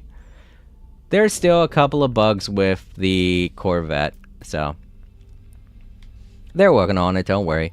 And if you're experiencing some problems while playing this expedition, you might want to give it a week before you start the expedition, because it usually takes Hello Games about a week to fix any problems with the expedition when it first launches. Alright, go ahead and save.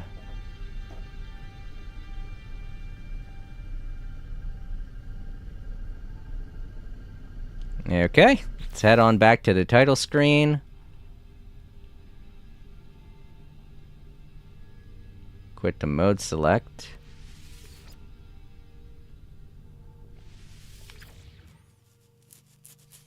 Okay, and that does it for another day of All Creator Live. I would like to thank, hold up, I need to look over here at my laptop here.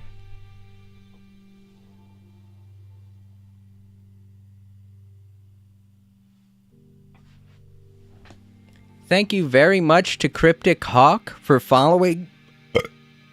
Thank you very much to Cryptic Hawk for following me on Twitch.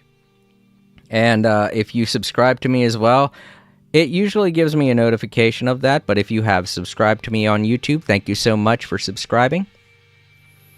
And I would like to thank Amir. Sorry very much that you didn't get to make it to the stream. Yesterday you stated that, you know, you were going to be here, but apparently something must have happened because you got caught up. But, it's fine. Don't worry about it, bud. I hope you're enjoying the new expedition, and I hope the problems you were having yesterday with the Corvette have been fixed. Me, I'm doing alright.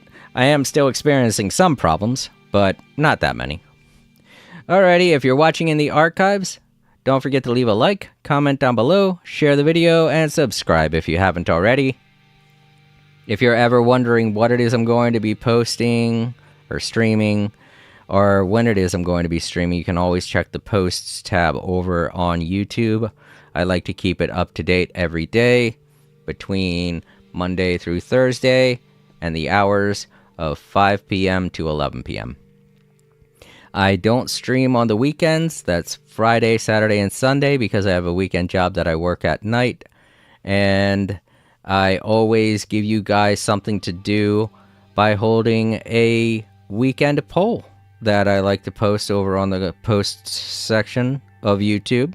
So if you want to vote on what I do next with my channel, make sure to subscribe in order to participate.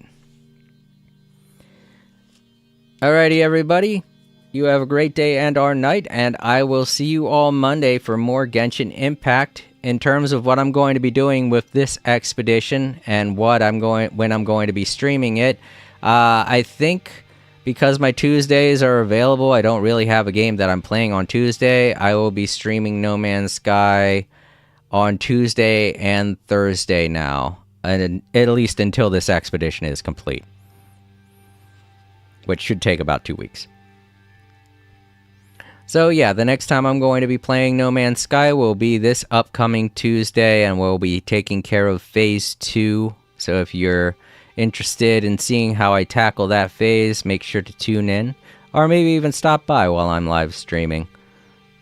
I'll always welcome new people to the community, and I'm not the biggest expert on No Man's Sky, but I tend to do my best when it comes to helping people with problems in the game. Alrighty, everybody. I'm going to get to bed. I hope you all can do the same. Sleep easy, and remember to stay safe out there. Bye.